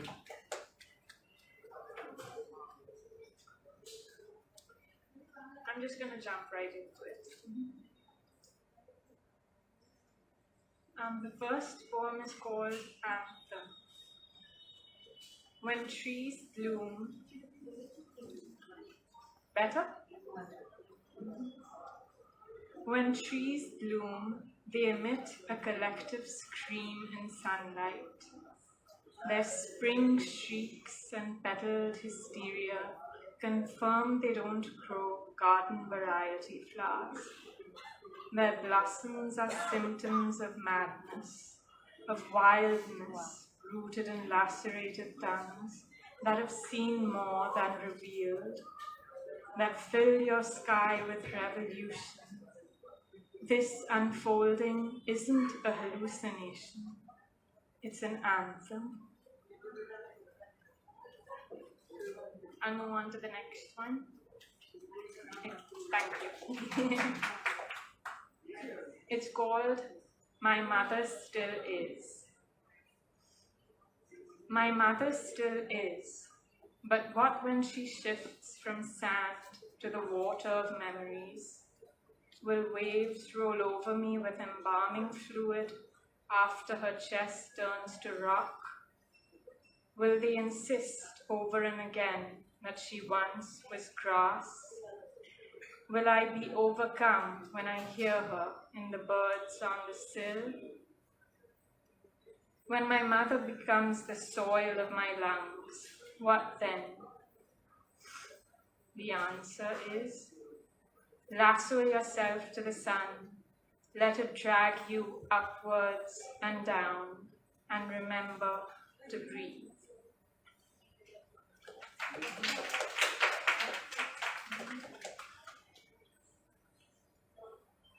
The next one is called Dadi Says. It's about my maternal grandmother.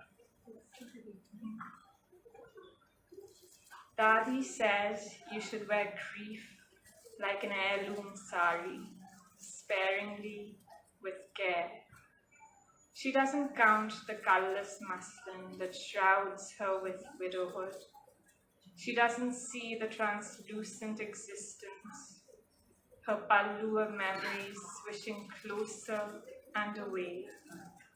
When birds nestle, they ululate into the sky, sending pain into the future and past. But Dadi wears hers like breath, talking of an inheritance of wings while living heavy with loss. I have a few more. Should I go on?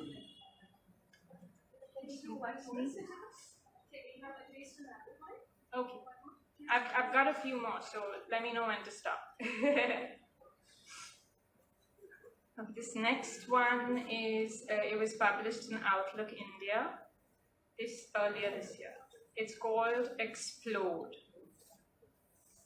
When I explode, I'll be a flower in hyperbloom, throwing head, petal, stem, back in ecstasy into the womb of the sky, and my voice will ring in your ears after it's free of me, like tinnitus.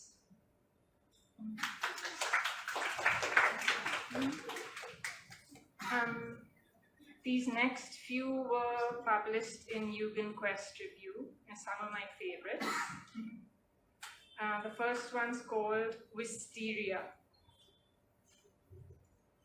All I know of wisteria is its wild efflorescence, like a woman singing to forget, drowning her throat in flowers. Mine tend to be a little short. The next is called breath. Each breath carries a forest, a network of rhythms that speak to each other, that whisper in the language of 1,000 trees, their leaves holding emerald secrets in veins, and trunks gathering love in roots.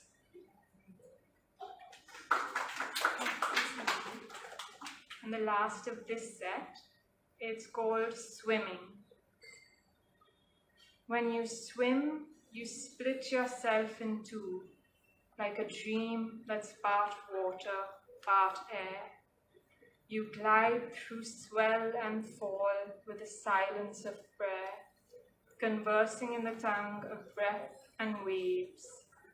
After this solitude, after the softness of peace, you rise like a new day, glistening with hope.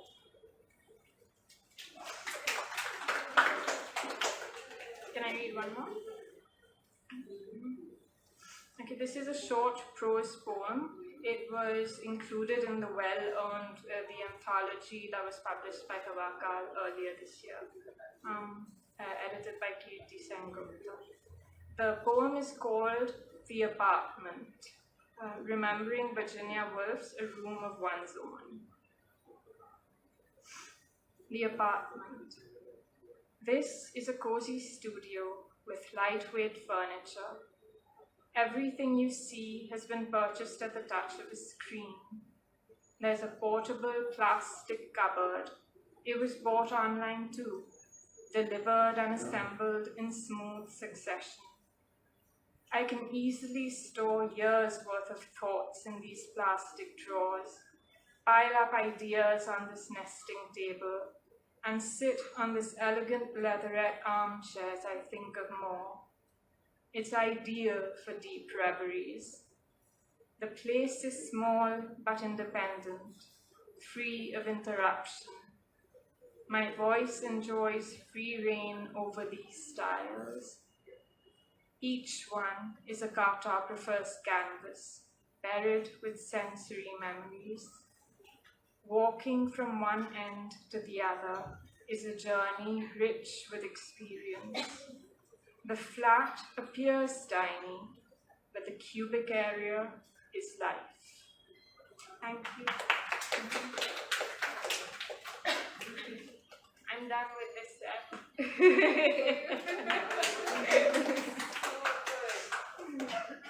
Thank you.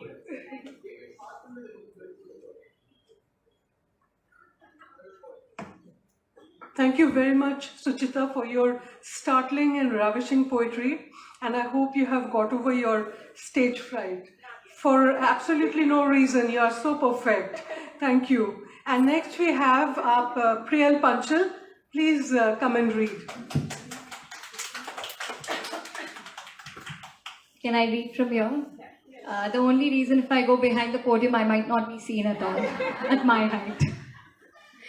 So, the first poem I want to read today is what is an output of all the love I've had for poetry and specifically women's poetry through my student years where I was studying English literature and then through brief years of teaching literature.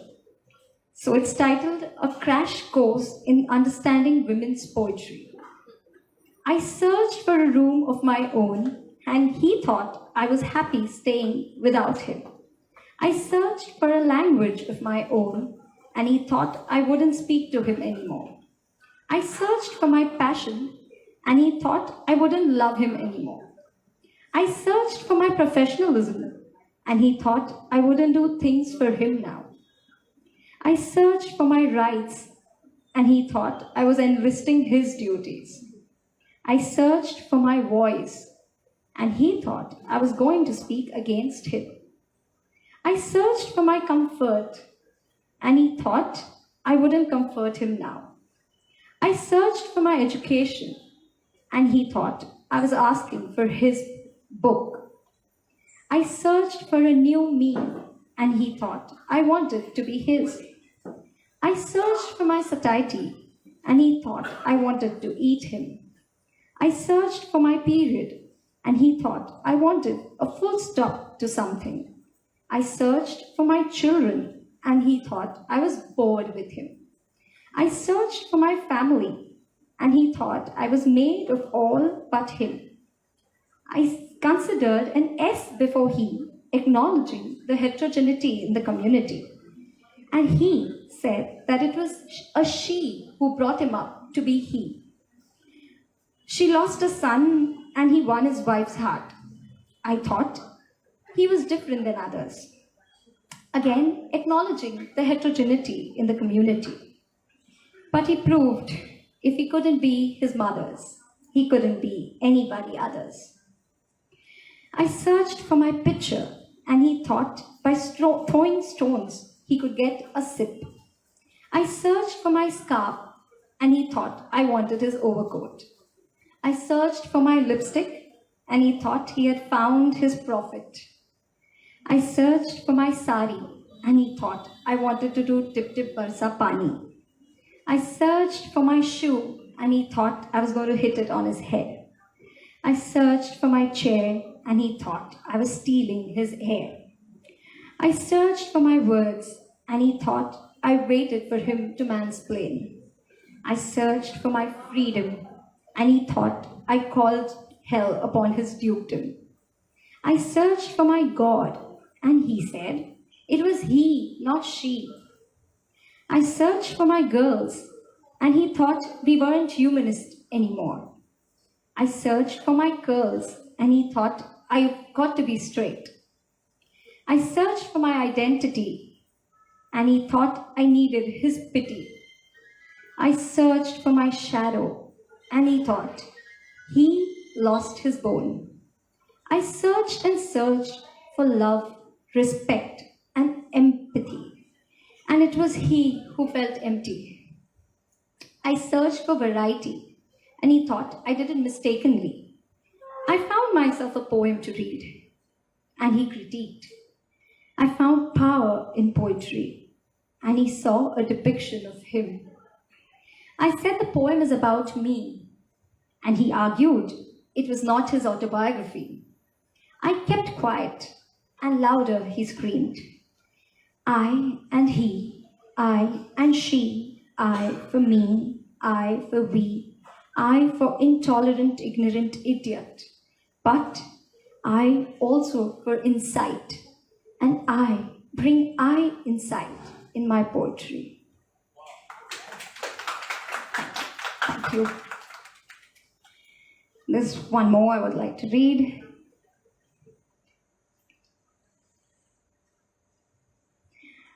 This one's published under Sudeep Sen's anthology of modern Indian poets in English.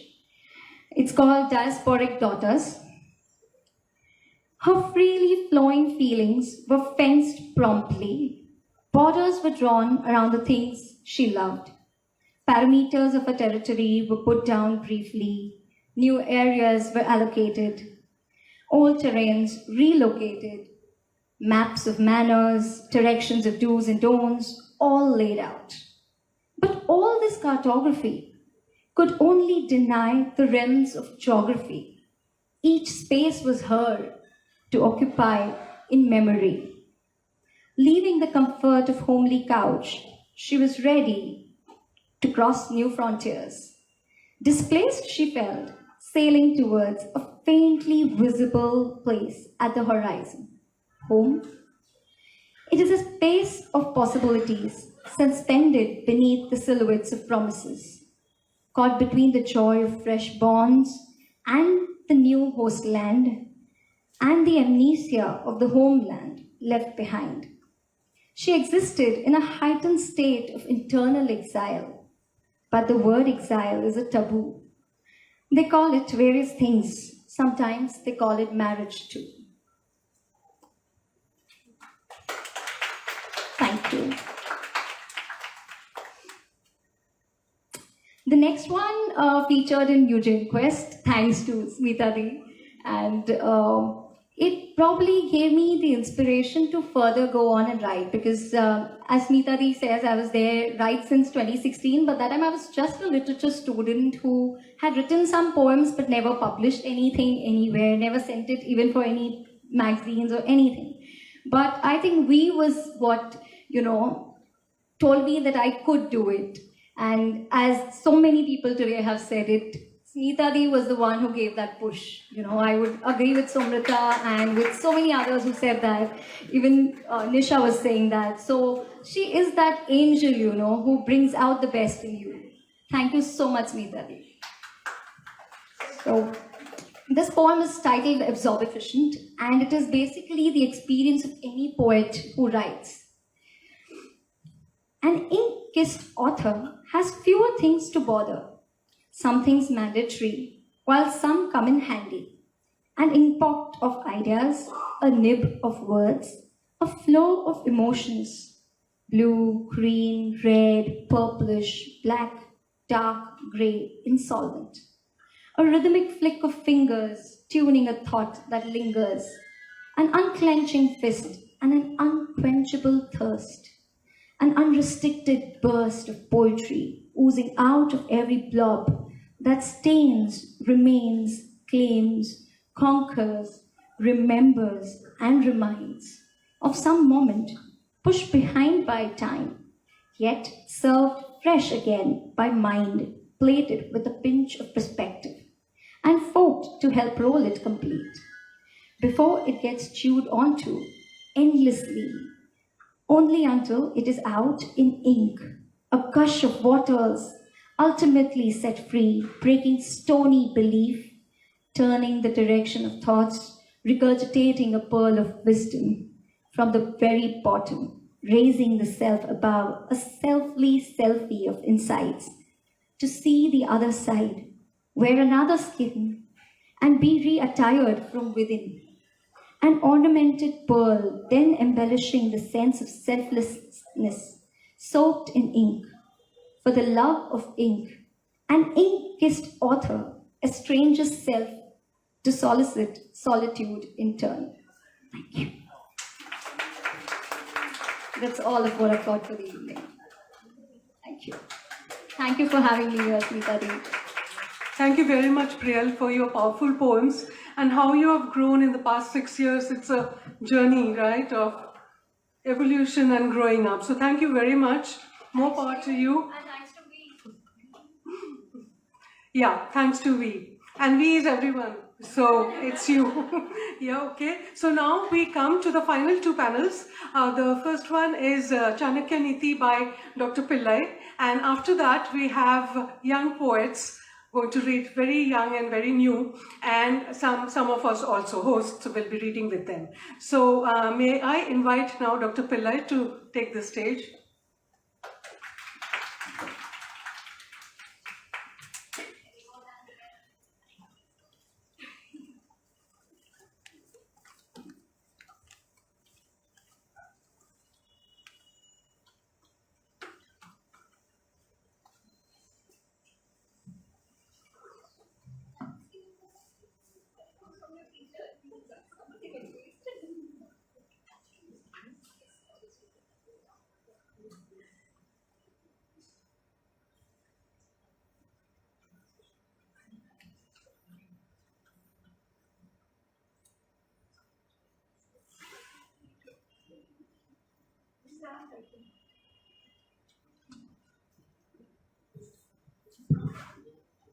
Smita, any format or you can just go with the flow?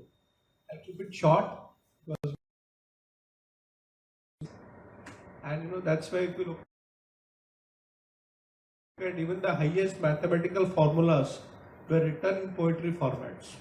Philosophy was written in poetry formats. So Chanakya used a format called as Sutra Bhashya. It's a Sanskrit word, of course technically. I'm not getting into the details of it. Sutra is when you write something in short form and then explain it. So I'll just, since it's Chanakya Niti, something which I'm going through, I'll just speak about it, parenting. It's a very interesting journey because we have both the combination, the male and the female. Sorry, female and the male. And when we have such a lovely family, you can see the difference and the similarity. But there are certain unwritten rules about parenting that doesn't change with generation. Yes, every generation is always better than the previous. So when I read this for the first time, and I told my wife, said, "Ye applicable nahi hai." But then we apply this together, and I can see her applying it more than me. So it talks about 3 stages of child's growth in a very poetic format. I'll say that in Sanskrit, and then of course you'll understand it's not very difficult. Prathama pancha varshani lalayata, dasha varshani talayata. And then mitrani, I don't remember, but what it means is, for the first 5 years treat the child with lot of love and care. The next 10 years treat it with discipline. Actually, literally, one generation it meant hitting the child. And of course, after that, consider the child as your friend. Now, when I read this for the first time, is it relevant today? Yes, it is. So, 2 examples. Number 1, when the child is small, and the more the mothers know it, it doesn't have that logic, neither the understanding of the outside world. So, you have to love it carefully. Even if your best iPhone 14 has been broken, you can't do anything. I still remember, my teacher, Dr. Shubhada Joshi Madam, under whom I did my PhD, when she became a grandmother, she had a daughter and then daughter's daughter. So, as you know, in Indian culture, the first few months is with the mother, and she was like very irritated. The grandson actually used to take her mobile and throw out of the balcony. Teen phone gaya. So she got irritated, but she said, no, but what to do, Child is not doing it because it wants to spoil my mobile or throw it, but it loves throwing. Then they replace it with some balls and all. Okay, but as you say, you can't do anything but unconditional love for the first 5 years. But when the logic starts developing, after 5 years, you start disciplining them. I still remember, there was a generation, including my generation, where in the general stores, there used to be a stick to be beating of the child. Cane, yeah.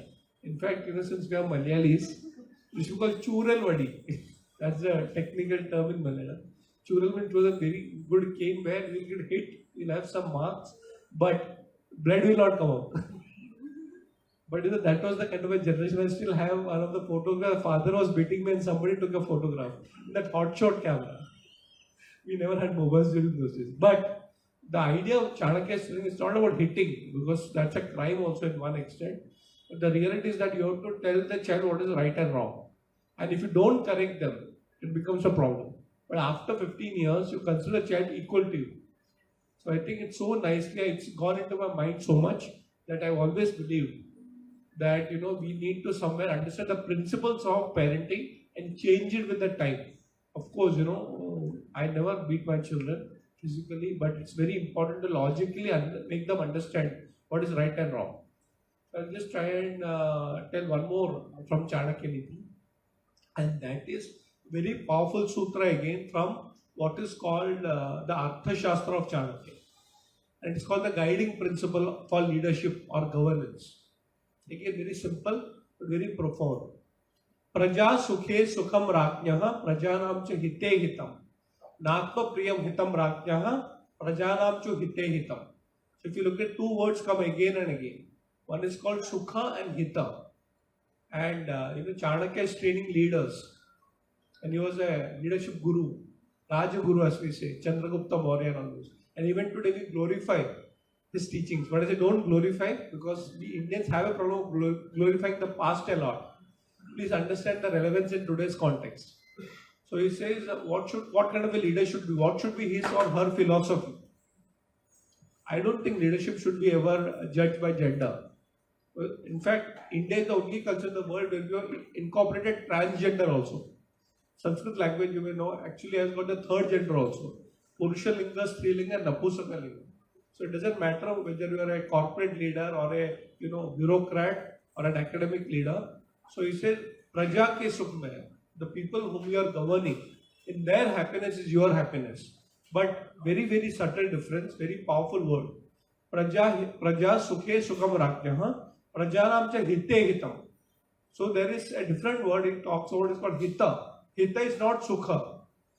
For example, this can be very easily understood by the example of maybe a kadwa dawai or an injection.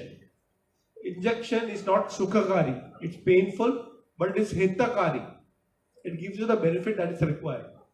And many times I used to ask my teachers, how do you simplify this? What is sukha and hita? See, that's very simple. Understand that what a parent goes through. The parent understands sukhakari and hitakari. Sometimes you have to discipline the child. Like I can see this, I think most of the families, we see the child doesn't want to go to school. The first time it's like, I don't want to go, and they'll get a lot of excuses. Right from in the school buses, then they'll go to toilet. So mother knows, okay, ye natak hai. But you can't say, no, don't go to toilet. So all this you have gone through, but what is not initially good for you can be hitakari in the long run. So I would just say that if you go to Indian culture, I'm not only restrict that to Chanakya Niti, there's so many beautiful poetic verses, easy to remember, like Kabir ke Dohe. They're two-liners, but it gives you wisdom. We have in Hindi what is called muhavre. In the Marathi culture, we have something called as doha. Ovis. All Tukaram and Abhangas are in OV format. So I like to stop over here with one more of Chanakya, which is again my favorite.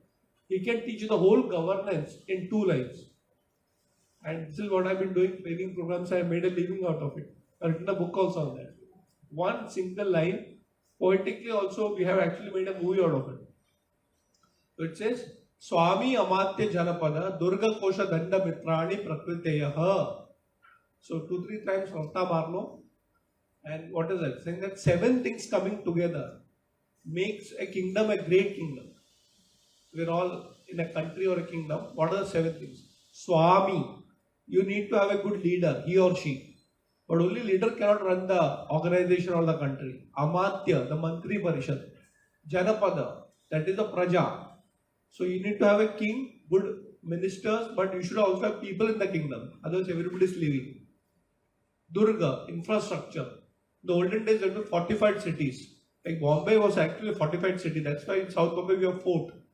We have a Bandra fort here. They were in a point. So if you go to, there are many cities like Kota in Rajasthan or Golconda fort in Hyderabad. So during the olden days, your infrastructure mattered a lot. Swami Amatya Janapada Durga, Kosha, finance. You require good financial economy of a country. Danda, you require good army, and Mitra, your allies. So if the 7 things are in place, it's a happy kingdom. Can we relate it to today's generation? Yes. We require good leaders wherever we are. We require good ministers. We require happy citizens, Sukha and Hita. And then you require, Danda, your army, you require your good finances. Of course, you require good infrastructure. And finally, you require good allies. In fact, I say this can be applied in our family life also. How come? So, husband, wife, decide who is the Swami or Swamini. But the other person also has to be supportive.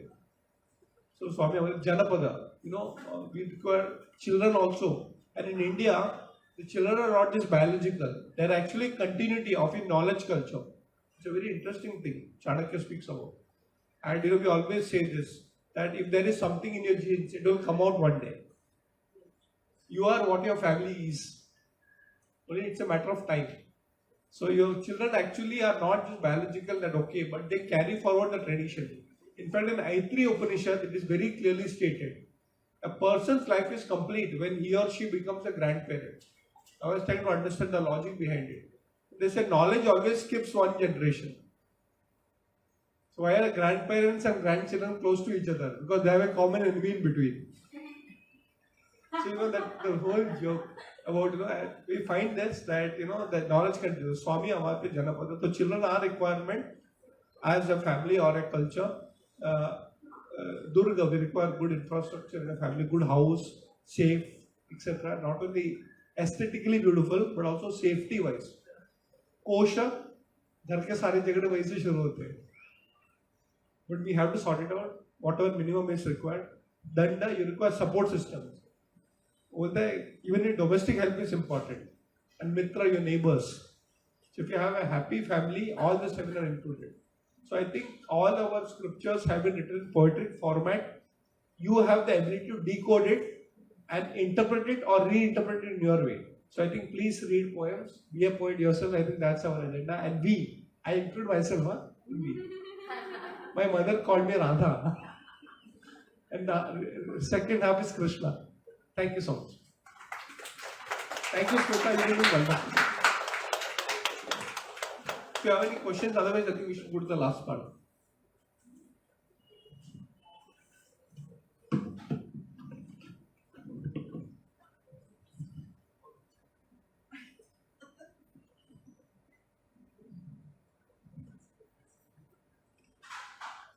Thank you for that wonderful illuminating session, Dr. Pillai, and for clarifying the distinction between Sukha and Hita. And it's easy to forget, actually, especially in these times of consumerism and high living, fast living. So thank you very much for that. I'm sure people have questions. We'll come to that. In the meantime, let me invite the next panelist, which is poetry. So let's start with Menka, Shomrita, and you're reading, right? Well, yeah, come. Warm welcome, Menka, Urni, and Sara Isani. Sara works at the Goodfellows and is a student of literature and psychology. Okay, so we shall start with Sara. Would you like to read there or come here?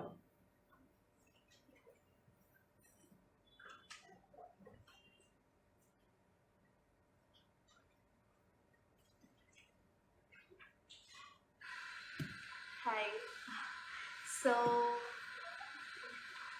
this is one of my recent pieces, and it's not so polished, but I don't have a lot of poetry in my phone. So, it's called My Love is a Piece of Art. My house is dull, the color of sage green. But there's one corner, a painting, that would always be seen. It was a painting of pretty skies and huge mountains, looking down on rivers and grass all around, where gentle breeze blew and the chirping of birds was the only sound. It was the painting of her. The blue oceans portrayed the calmness of her blue eyes and the secrets buried in them deep within. The secrets in which I would often dive without knowing how to swim. They were beautiful, her blue eyes. And when they cried softly, the whole world seemed to be falling. One look from those eyes into mine and everything seemed to slow down. I could hear my own heavy breathing.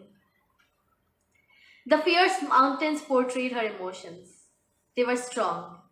Her sadness would make your heart bleed and her happiness could keep you warm.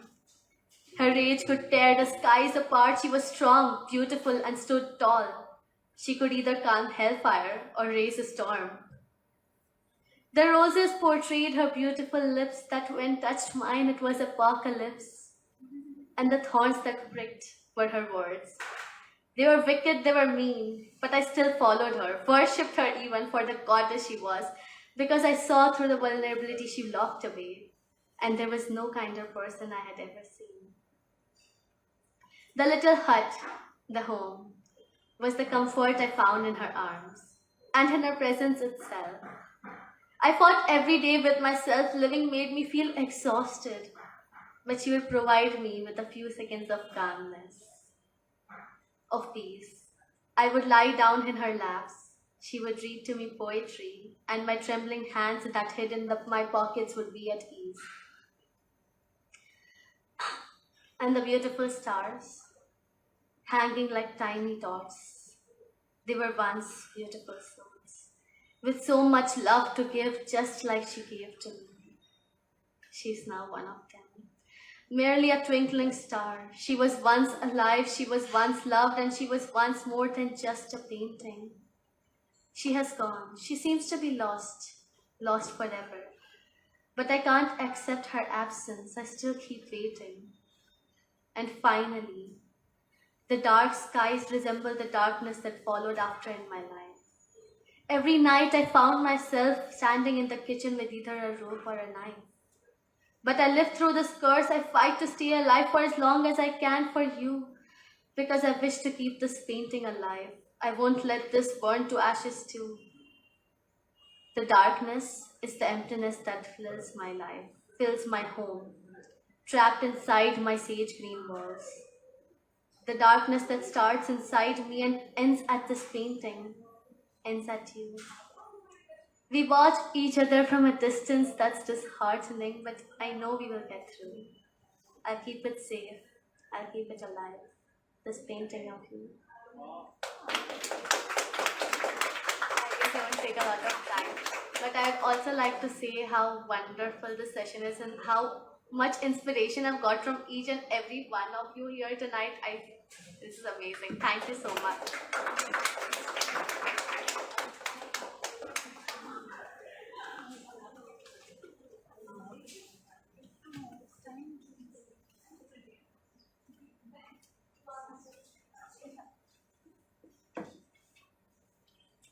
Thank you, Sarah, for that wonderful poems.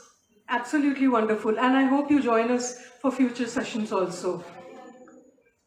And now, Urni, please come and read some of your poems.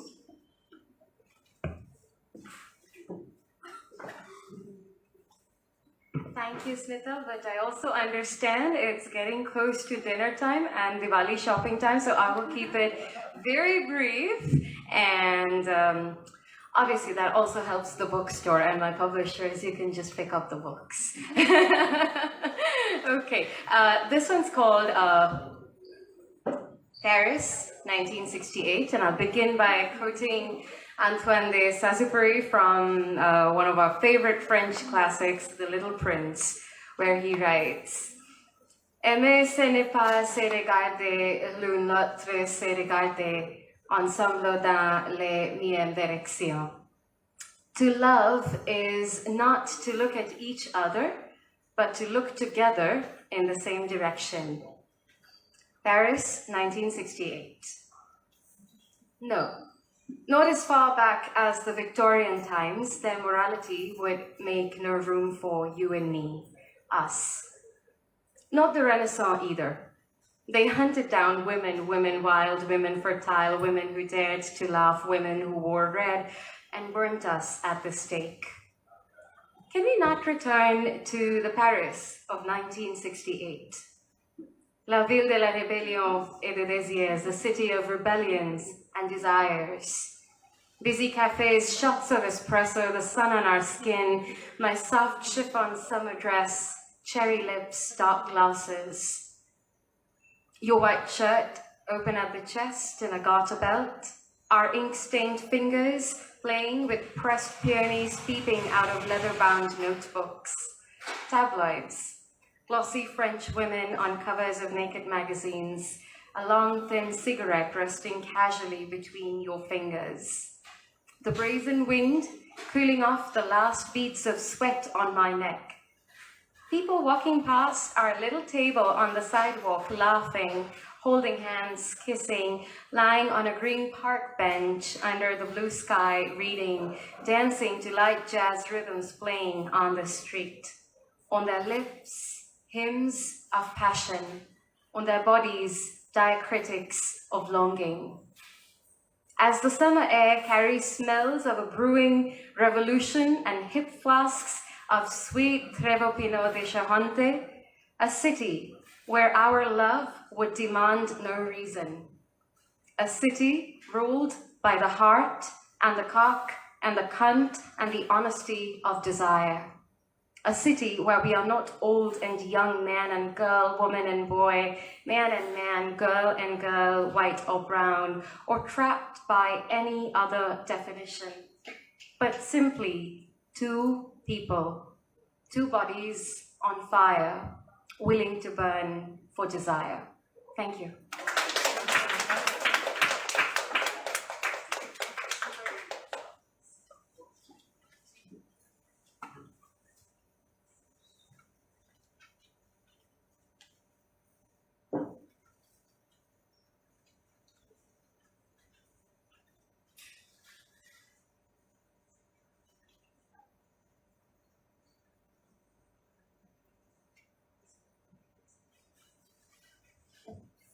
Minka, would you like to come here and read, or you want to sit and read?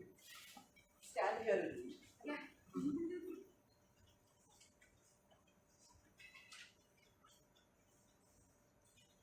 So sincere. everyone is talking about Diwali and Diwali preparations, this is something that I wrote last year and it's called Diwali. It is not the dust you must remove. It's time to orient, realign. Should you begin with the feet, where the most dirt collects, or at the top, where cobwebs cloud the mind? Perhaps in that musty beating center, the rogues gallery of the heart, where lovers hang on chipping panelled walls. So much to do, so much to slow away. The flaking tissue of bygone years, necrotic veins beneath the skin, nerves that have learnt what silence means and how to still the stream. No fireworks this year, as the virus speaks, but explosions burst in the blood and nostrils turn to smoke. Keep going. And when mind and body are whipped into shape, the burnished silver lamp that is your head return to pure gold flame, rising to the sky. You will know then it is time to celebrate.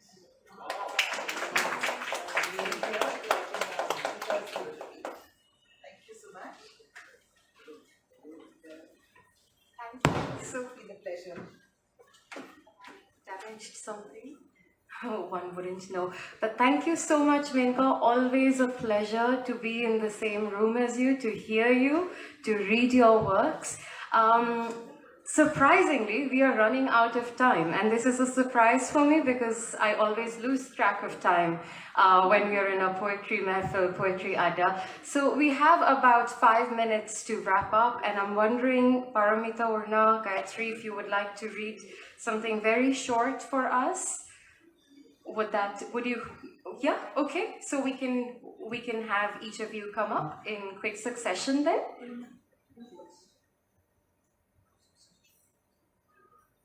Come, Gayatri. Thank you.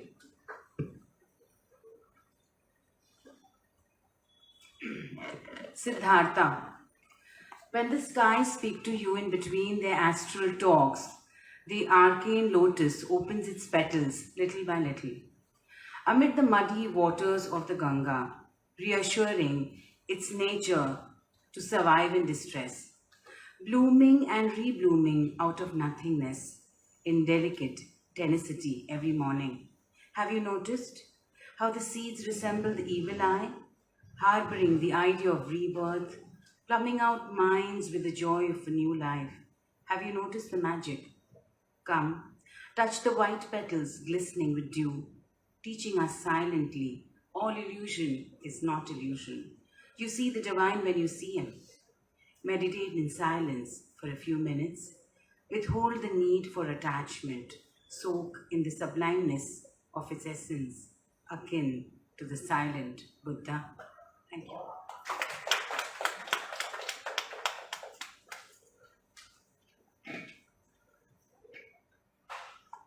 So we had a panel on, healing and happiness. And I think I'd like to read a love poem because happiness is connected to love. I've never been good at math, but it's called The Arithmetic of Love. Two wistful eyes enlarged, both forgetting an old school lesson. Staring is rude. Two hands longing to encircle you, the diameter of shrinking distance, the immeasurable radius of desire. Two curious fingers adventurous, the incalculable angle of a wanton want to own you, the 90-degree tangent of my temperamental finger climbing, the square of whimsicality with its wobbling center of gravity, off-centered, thrown off. Your stubby fingers on my back, circle sublime, and the elliptical paradox of a sudden hickey. Hope it stays engraved longer under my printed scarf. 2 years wayward, wanting to be gently nibbled, not gobbled up, not wolfed down. To slow down is to savor. Two thighs, not perfectly parallel, heaving and sighing, waxing and waning, moodily. How many millimeters make a kilometer, did you say? How do you measure a full moon drenched in desire with your metric system? Two hearts throbbing from the melancholic vinyl record ingrained rings of Saturn to the auburn volcanoes, rusty canyons, and the two small red smeared moons of Mars. Two pulsating hearts, one mine, the other yours, resting content, valved in within the chambers of mine. You are a skeptic, but where's the proof, the hypothesis, the logic, you ask? The penetrating pinch of your musk, the salty lemony doubt cutting the sweetness at a sharp 30°. Vanishing dregs of doubt find their way back. Hang on, let me check. I look inside my heart once again. Why, your heart's right there, inside mine. The veins entwined, the arteries intersecting, the hot blood rushing straight to my cheeks. But wait, scores must be settled in love. So I answer back belligerently. My arithmetic is effed up in any case. Thank you.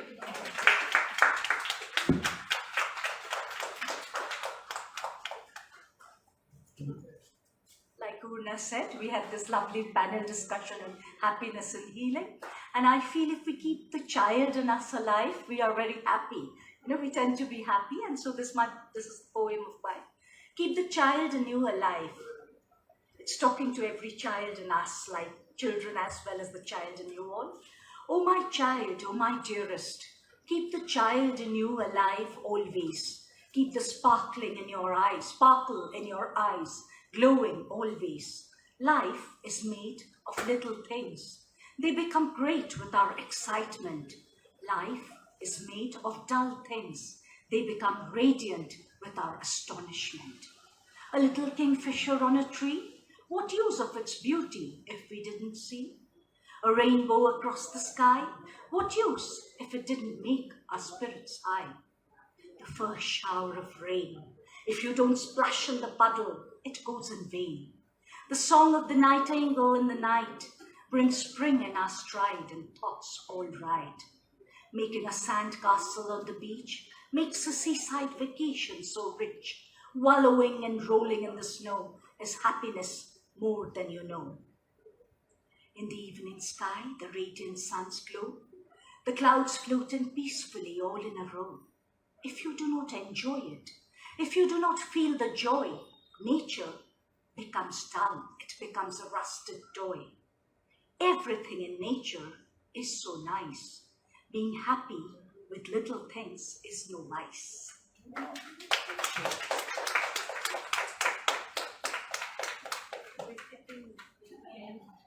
Thank you so much, Gayatri, Urna, Paramita, for bringing this evening to a wrap on such a beautiful, such a poignant note. Time for goodbyes. I would like to thank everybody who joined us today, the panelists, the poets.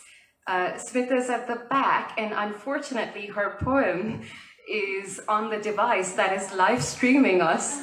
So we will just have to continue with poetry outside the doors of tidal waves. We realize it's a technical issue at this point in time, but thank you so much for spending your Saturday evening with us. Also, everybody that's joined us on our live stream and will be watching the recording. Congratulations, Smita, on 6 years of the We Literary community. As Menka said, it is one thing to establish a community, it is quite another to keep it going. You've handheld this community and brought us to where we are today. May we keep growing, may you keep growing from strength to strength. Thank you and good night.